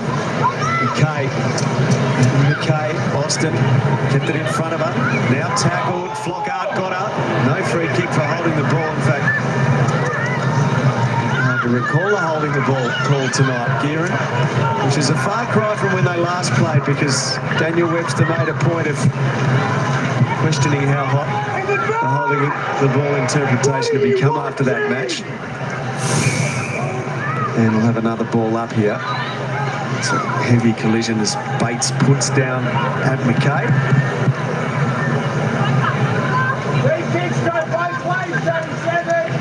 Harrington down towards Gearan, streams away from the pack, checks on the outside of the boot, trickles away and out of bounds. So it'll be a boundary throw in, deep inside the forward 50 for the Blues. So eyes go to Mim Hill here, because at so many of these stoppages she's been happy to just give herself some room between her and the ruck and then get to work at ground level of stoppage.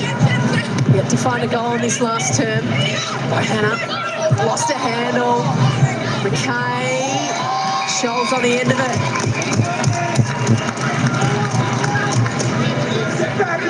A tight angle for Poppy Scholes.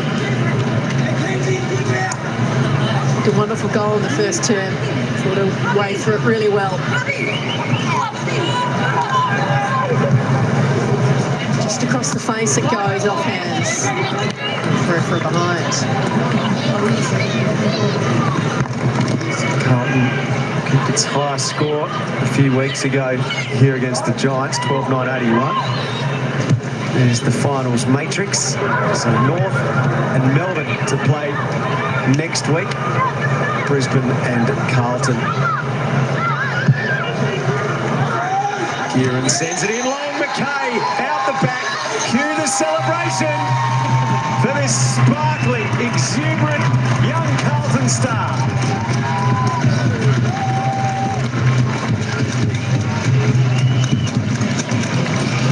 Well, she is just a joy to watch, Sophie McKay. Both the McKay sisters have produced splendid performances tonight. She's well liked, understandably.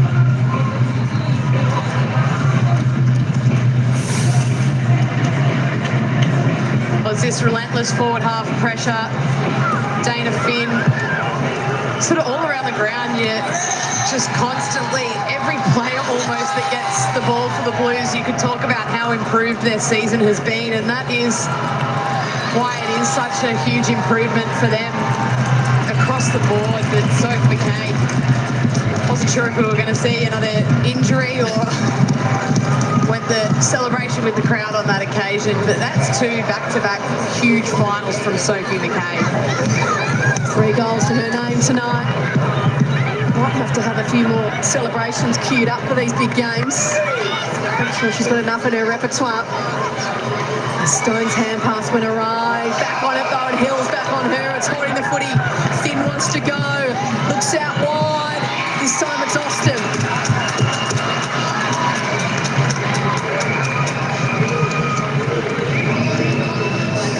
Has 2 next to her name tonight already.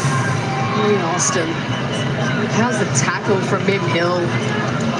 Would love to see her GPS numbers tonight, because she has blown it up. She has worked so hard from contest to contest, then lays a desperate tackle there. So Mia Austin from directly in front just hangs it out to the right. Been a good target for the Blues tonight as Austin kicked a couple of goals.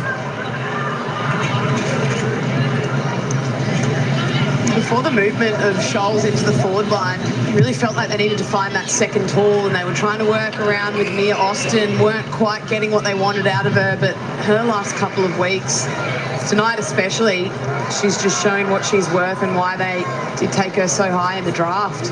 Donna got it out to Flockhart. Releases a running Fleming. The bounce doesn't come back. A little soccer though's okay. Still alive for Bates, who wants it back. Gets it, gives it. Coyne, defensive feed. Lucas right around the body. Gilroy. Late spoil from Vesio was effective. Coyne paddles, picks up. Finn dumps her, slams her. Was she in possession at the time? And now a holding the ball call. So a Hawthorn free kick with Finn at the bottom and Fleming over the top, rewarded. I feel like from what we've seen from Jazz Fleming tonight, it's been a pretty big effort for her to get out there and play really with what we saw during the week. So you see the free kick here, it's just, I think it's the diving on it and then the pack forms, but Fleming's kick misses near side.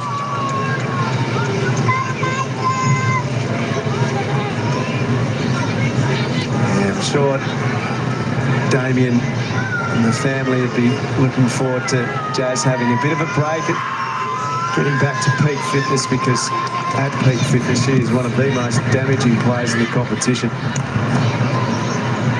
long kick out.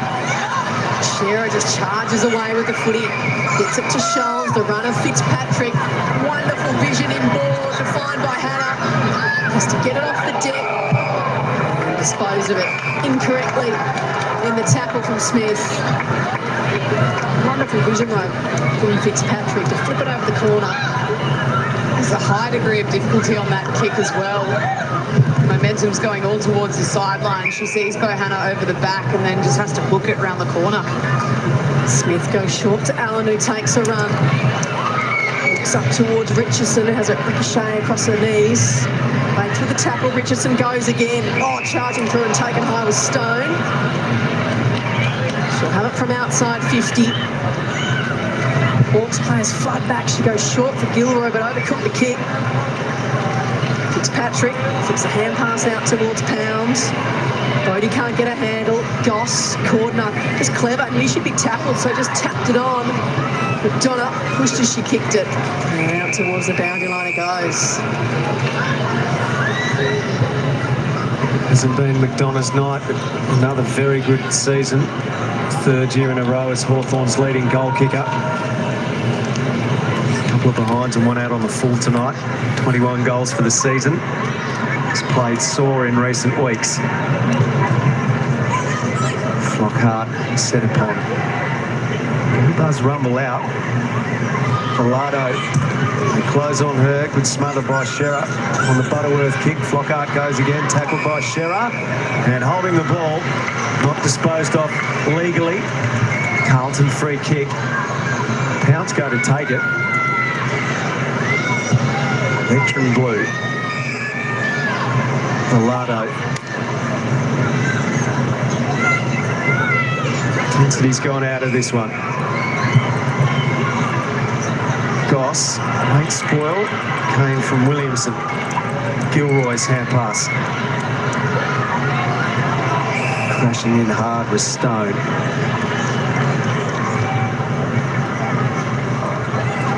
So ball up. Good down in front to Gearan. There's a hand pass slapped away. And flicks it out towards Dersma. Pressure on the kick, so it just trickles away. Smith, little hand pass over the top. Bates clean over the footy. Put it back towards Williamson. Looks inside 50. McDonough again the target. Crashes through a couple of bodies.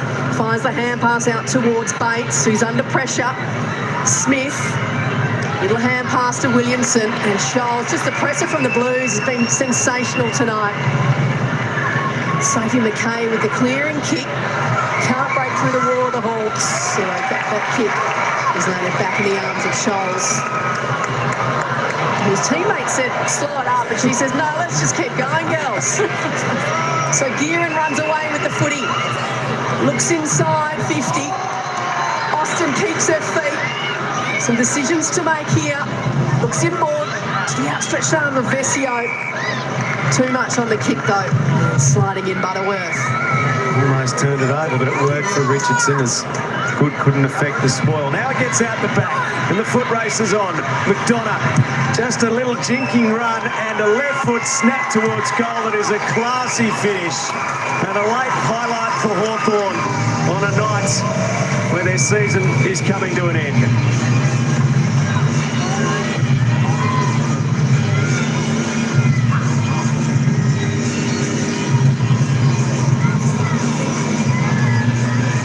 So McDonough with her first goal of the night. Just that little change of angle in the running. She took possession there, lost her opponent critically. Superb finish.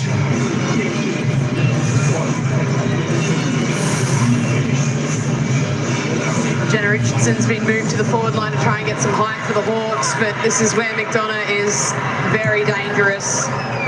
When she gets between the defender and the goal, so hard to stop out the back. And just a beautiful finish on the left around the corner.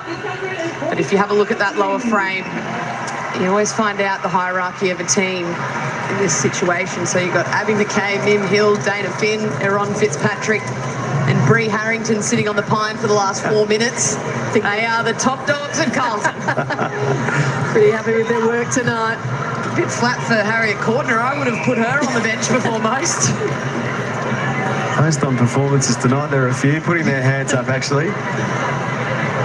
Good luck getting Soph McKay off. So from the middle, Goss spells it out with Lucas Rod. Both go to ground. Brody comes in to try and wrench it away with no luck.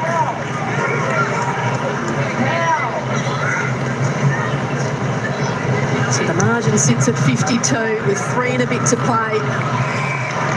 Fabulous hands by Dersma. Wants to go quickly. Doesn't have the distance in her. Gets out towards the back. Sophie McKay was working again. Club are able to see it over. It's all right. She'll be lurking at this stoppage again, Joe. Don't worry. Absolutely. She's never kicked 4. She kicked 3 against Gold Coast earlier in the season. 3 tonight. See Tam Smith with a job on her at the moment.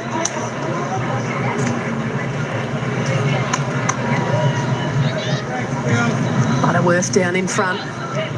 Bubba under pressure. Scholes keeps her feet, uses her strength, bollocks her way through.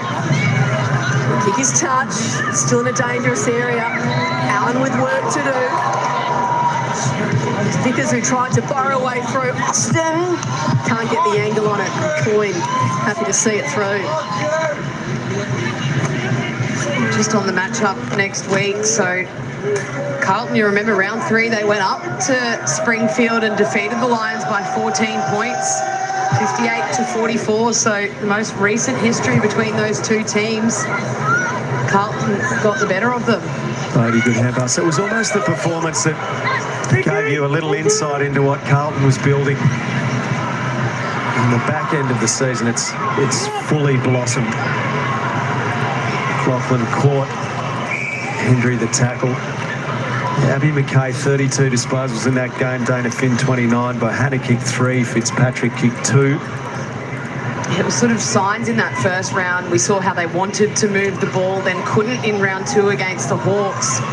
But then round 3 started to really get it going against the very well-respected Brisbane Lions. Vickers clears it off hands. Taken by Allen, off to Bubba.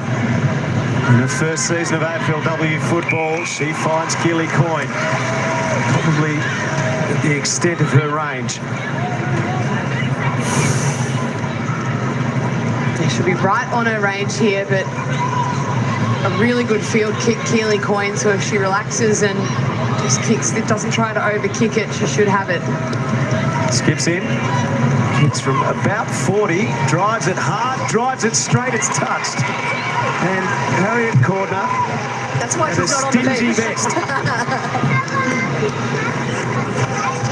They wanted to hold out any last goals. Less than a minute to play in this one. Goes out long. Getting a hand in the way was Flockart. Vickers' little hand pass over the top to Gearan. He looks long. Austin in a one-on-one with Williamson. Both of them battling hard. Williamson wings out. It's tackled by Vesio. Trying to hold her spaces by Hannah. Vesio goes again. Shearer applies the pressure. And a good mark under pressure by Butterworth.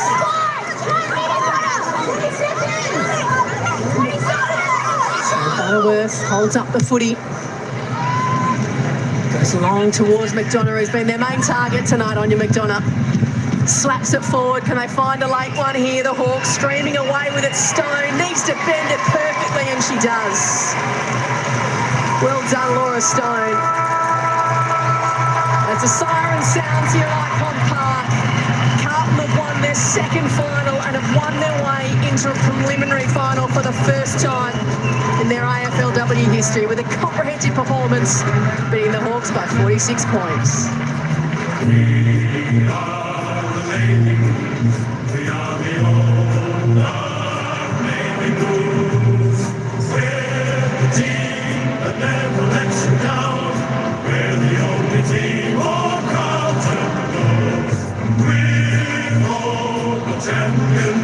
They like to send up, we'll keep our end up, and they will know that they've been playing against the famous Blues.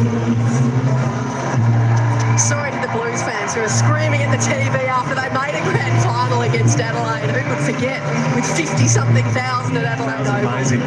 And perhaps, who knows, in a couple of weeks' time, they might have another chance. They've just got to get over the top of Brisbane. In fairness, this feels like a new shade of navy blue. It's a new look team. It's the new iteration of this Carlton team that couldn't quite get it done before. There are only a couple of players remaining from that group. And the freshness and the energy that this side's playing with at the moment, they have to be taken really seriously. We know North Melbourne is the absolute benchmark. They'll play Melbourne in the first preliminary final next Saturday. That's an afternoon affair here. And then the second prelim will be Brisbane and Carlton in Brisbane on Saturday night. But they've got that kind of anything is possible mentality a bit, the Blues. Absolutely, and why wouldn't you have the confidence too, after a couple of great wins in their two finals so far this year? All right, this is going to be a lot of fun because Kate Massey has gone to the right people. It is certainly a family affair down here. Very exciting afternoon for multiple reasons. A special birthday here too. But congratulations, a 46-point win in a semi-final. How special does that feel? Yeah, it's awesome. I mean, we had great belief coming into the game, but we knew it would be a tough game. But we got some scores on the board early, which I think helped. And yeah, we just tried to hold the momentum for as long as we could. Now, Dad's here. I'm going to have to say something to you. You told me last week you gave him a heart attack with that hamstring. This week it was the shoulder. What are you doing to him? I told him before the game this week, so he knew it was happening. How special is this? 244 games for Carlton, obviously. A very special moment for your two daughters here. How are you feeling? Yeah, very proud. And very proud of the whole team. They've improved enormously. And it's really, really lovely watching both girls play in the same team and getting some success, which is great. So the improvement's been fantastic. Now, this week, a celebration that wouldn't have given you a heart attack, the birthday cake. Happy birthday, 25 years old today. You're captaining the Carlton Football Club to a preliminary final. That must just feel so special. Yeah, it was awesome. I mean, great to get the win. Very good birthday present. And Soph did the cake celebration for one of the goals. So that was hilarious. But I forgot about the cake celebration. But of course, Soph remembered. You don't forget, do you? No, I yelled at her, Abs, come back! And we did it luckily just before she ran to the centre. I know who I'm going to ask this next question to. Craig Starcevich, he's watching on here tonight. You got a message for him ahead of that preliminary final next week? We're coming for you. Awesome, and you don't give him any more heart attacks, all right? I won't. Congratulations, go enjoy the win, guys. Carlton 46-point winners in the semi-final over Hawthorn, straight through to a preliminary final. She's not only one of the best young players of the game, Sophie McKay, but one of the great personalities that we have in AFLW at the moment. We are coming for you, she says to the Brisbane Lions, and they will be next Saturday half. It was a comprehensive performance from the Blues, wasn't it? Yeah, the story's Carlton tonight. Like Hawthorn have lost their second straight set situation, that's fine. But the story's Carlton. They've really set alight this finals campaign. The Kangas are the ones everyone's coming for. Now, Carlton have got to get through Brisbane first, but they were scintillating tonight, Rubes. They set it up from the first 5 minutes, and it all went one way after that. Well, not just tonight, but it's their ability to recreate it week after week. So you sort of think, you watch a young team and you go, are they going to be able to do it again at this level? They're playing finals footy, they're playing more experienced sides that have girls who have played plenty of finals series, but they bring it and they keep bringing it, and they were the cleaner team tonight. I mean, their ability to possess the footy and really create meaningful disposals to use their teammates and get into the forward half is what won them the game, and it was the real difference between the two sides. Well, we'll get to more Carlton and debrief, of course, Hawthorn, that second consecutive straight sets exit very, very shortly. But let's get back to Ikon Park now, to our very own Jess Webster with one of the stars of the show. Here with Mimi Hill. Mim, you're into a prelim. Tell me how that feels. Actually crazy. Like, it doesn't feel real, but also, like, that was such a good performance. I'm so proud of everyone. So we're rolling. Let's go. Take on Brisbane. Absolutely. It seems like you girls are playing your best footy at the right time of the year. How are you producing these performances on the big stage? I think, like, every team has their ebbs and flows. I mean, if you're not, apart from North Melbourne, but we came down a few weeks near the end of the season. I think we're just building up again. Got a really fit list. So, yeah, we just have really good energy. I'm loving it. Tell me about the kids. You've got a couple of first-year players like Poppy Schultz, Soph McKay, who I just feel like are built for finals footy. You must be so proud of them. I was just saying on the bench, every time Soph or Poppy get the ball, the whole crowd just erupts. I'm like, oh, do I get that reception? But no, I am so excited watching them, and I just love those guys, and they're so humble, but also like so competitive in the big games.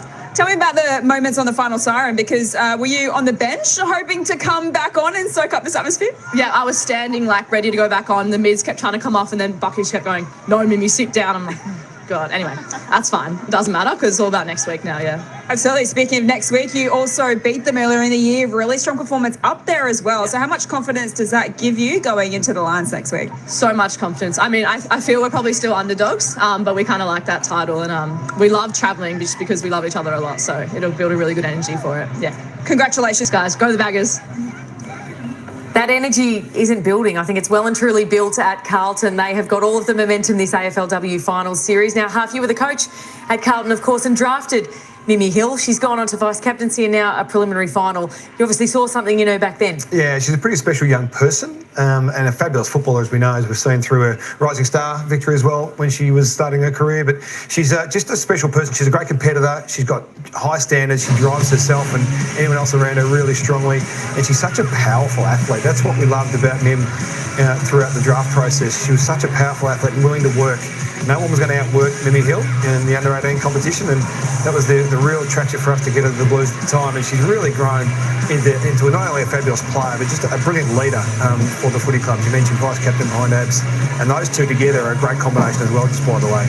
But evolving into a really complete player. Spent a bit of time at half-back last season, back into the midfield this year, 27 disposals tonight, 450 metres game. She needs to be kicking the footy to have a huge impact. Getting a goal on the board every now and then helps as well. As we see here, she had a huge day today, huge night tonight for the Blues, and there's no real surprise. Hard work gets you places. Yeah, that's right. She had such a fantastic impact tonight. Let's get back to Ikon Park for the song.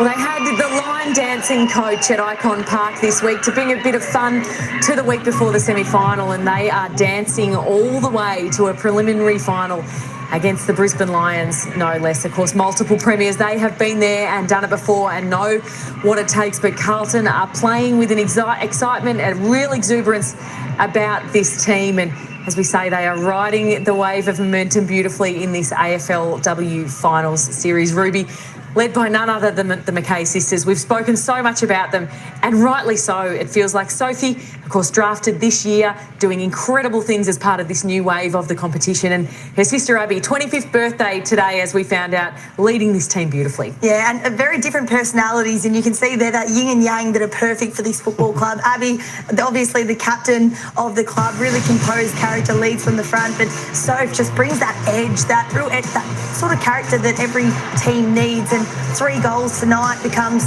the leading goal kicker of a first-year player ever in the AFLW competition, which is incredible. And we see this here, this is what she brings, but it just lifts her teammates as well, a little bit of razzle-dazzle. But she's so exciting to watch. I mean, she took a hanger during the game. She's her ability to do it in air, on ground as well. Absolutely loves the sellies. You see her going, running off there. But, I mean, we see the team there just absolutely excited. If I'm the Lions wouldn't get too nervous playing anyone. They're a confident team. They back themselves in as they should. But if I'm Craig Starcevich, I'm sitting there tonight going, geez, we've got a game on our hands, because Blues are a really well-oiled machine at the moment that know what they're about. Well and truly. Celebrating there, of course, having got through the game. It looks like unscathed at the moment. We'll obviously check in with the club a little bit later on. Now, Sophie, as I say, one of the great personalities. Coach Matthew Buck said earlier this season he wasn't really aware quite what Sophie was capable of. He got her in to train, and once he saw her do her thing, he went, geez, this girl's really got something. Her sister Abby, though, has said, I always knew exactly what my sister had in her kit bag. But Abby's got a pretty handy kit bag herself. Celebrated her birthday in style, not only with a team win, but a magnificent individual performance. Well, and another great story, and it's one of my favourite stories to tell. Abby nearly got cut in her second year. Played 7 or 8 games, 7 in the first year, I reckon. Didn't play a game in her second year, was nearly cut from the footy club, and did something about it. She didn't mope and moan about not having things go her way. She went to work, and she's become a real fitness freak. She's always been a great competitor, and now she's got her craft to a level now where she's impacting games week in, week out, and leading the team on the back of that. It's like Rubes having to lead a group and then go about your own business. It's not an easy thing to do. She's a fabulous player and just so clean around the contest. There's a ground ball somewhere in the vicinity of Abby McKay. More often than not, she'll win it. She's so clean, and that's the hallmark of a game, as she creates on the back of that. It's brilliant. Well, she will lead her team all the way to Brisbane next week, of course, meeting the Lions in a preliminary final next Saturday night. Ruby, it shapes as a fantastic contest, this one. Yeah, it sure does. I mean, it's going to be must-watch football, these two sides. Brisbane, we saw what they're able to do. We've seen what they've been able to do for years now, so you expect nothing less. But last week in that final against Melbourne, you just see how well they play as a side and how exciting, almost little elements of doubt crept in throughout the season. People wondering, are they as checked in? Have they gotten a little bit lazy with their training standards, with their form early in the season? They have just built as the season's gone on, and they're peaking at the right time. And that's what we know about the Lions, is they know how to prepare for big finals games. Players like Belle Dawes, Dakota Davidson, these players who are going to rock up, what you're going to get from these players. Ali Anderson, just really experienced operators, but they're coming up against this young group of players who just have such a level of belief at the moment, belief in themselves, belief in the teammates to do their job. They trust each other. You've got these young players like Poppy Schultz who are coming in, who can clearly play at this level. She was one of the best on ground tonight, who we probably haven't spoken about enough. I mean, the 1 goal, 16 disposals. So what these young players have the confidence to do in big finals games already is so exciting, and I think there's no better team to push Brisbane to the brink. So we see confirmation there of the times for next weekend's preliminary finals. Of course, Melbourne having sewn up their match-up with North Melbourne next Saturday afternoon. That one 3:05 Melbourne time at Ikon Park, and then, as we say, 7:35 p.m. for that one under lights at Brighton Homes Arena. They've played at home the last couple of weeks, though, this Carlton outfit, haven't they? Yeah. Even though they were the away team tonight. But to hit the road next week with that sort of youthful exuberance, as you say, it might be actually a quite nice bonding experience for them. Yeah, they'll love it. They'll absolutely feed off it. That's the way they carry themselves and want to be portrayed as that team who is so tight-knit that doesn't matter where they play, they'll get the job done. So they'll go to Brisbane. They won there in round 3 this year, so great confidence. We heard Mimi Hill say with Jess before. They'll have no fears. It's going to be a terrific contest. Yeah, 2 fantastic games, of course, live here on Fox Footy. Now the Hawks half. It was an incredibly disappointing night for them and another disappointing final series, the second consecutive year that they will go out in straight sets. And really 2 dismal performances from them last week, absolutely hammered by North Melbourne. They'll be really disappointed by what played out tonight. Yeah, well, the last 3 weeks they've coughed up 188 points for, and they've scored 54 points, against, and 54 points for. So 63 points a game against, 18 points a game for. Now, they've played North Melbourne twice and Carlton, who are the second hottest team in footy. So that's the bar that they've come up against and haven't been able to measure up to it. So that's 2 years in a row, as you say. So there'll be a lot of soul searching going on at Hawthorn, Rubes, on the back of this, because qualifying for a final series top 4 is not an easy thing to do, but you've got to get there and have a level of presence. And I think what we've seen the last couple of weeks in particular, physicality, their ability to last the journey, that's what I've noticed in the last couple of weeks that they've been found wanting in. Well, don't get me wrong, you miss Lucy Wales, who's one of the number 1 rucks in the competition. That hurts. I mean, Bates, Fleming, McDonough, all carrying various injuries throughout the back half. Emily Bates only just coming in, looked underdone tonight, as she is, missed 6 weeks of football. So you take that into consideration. Tonight you go, were they best prepared to perform? Probably not, when that's your best players on the park who are carrying things. But I don't think that we saw this year the Hawthorn side we saw last year. No. That we all thought could make a grand final. And I don't think they got to that height this year. I think they, last year, they were so damaging, so offensive that it looks like they could take on absolutely anyone. They look like Carlton. They did, absolutely. This real energised the celebrations as well. Yeah. It looks like Blues have almost taken a leaf out of their book, but it just didn't gel to that standard. It can get back there, absolutely. It's going to be a big off-season as well, particularly if there is player movement that there are talks of. That's right. Back to Dingley for the Hawks to consider what could have been for them for a second year running heartbreak as well. And it's really unfortunate for them. Of course, things are ending for Eliza West in pretty poor fashion as well tonight with that concussion. So a lot of soul searching, as you say, for Hawthorn to do, but a lot of soul hoping for the Blues what they can hope to do against Brisbane next week. But it all kicks off North Melbourne and Brisbane, the 2 teams to beat. They've secured their spot. They've enjoyed the week off. They have sat back and watched these 2 games with a very keen interest for next weekend's prelim finals.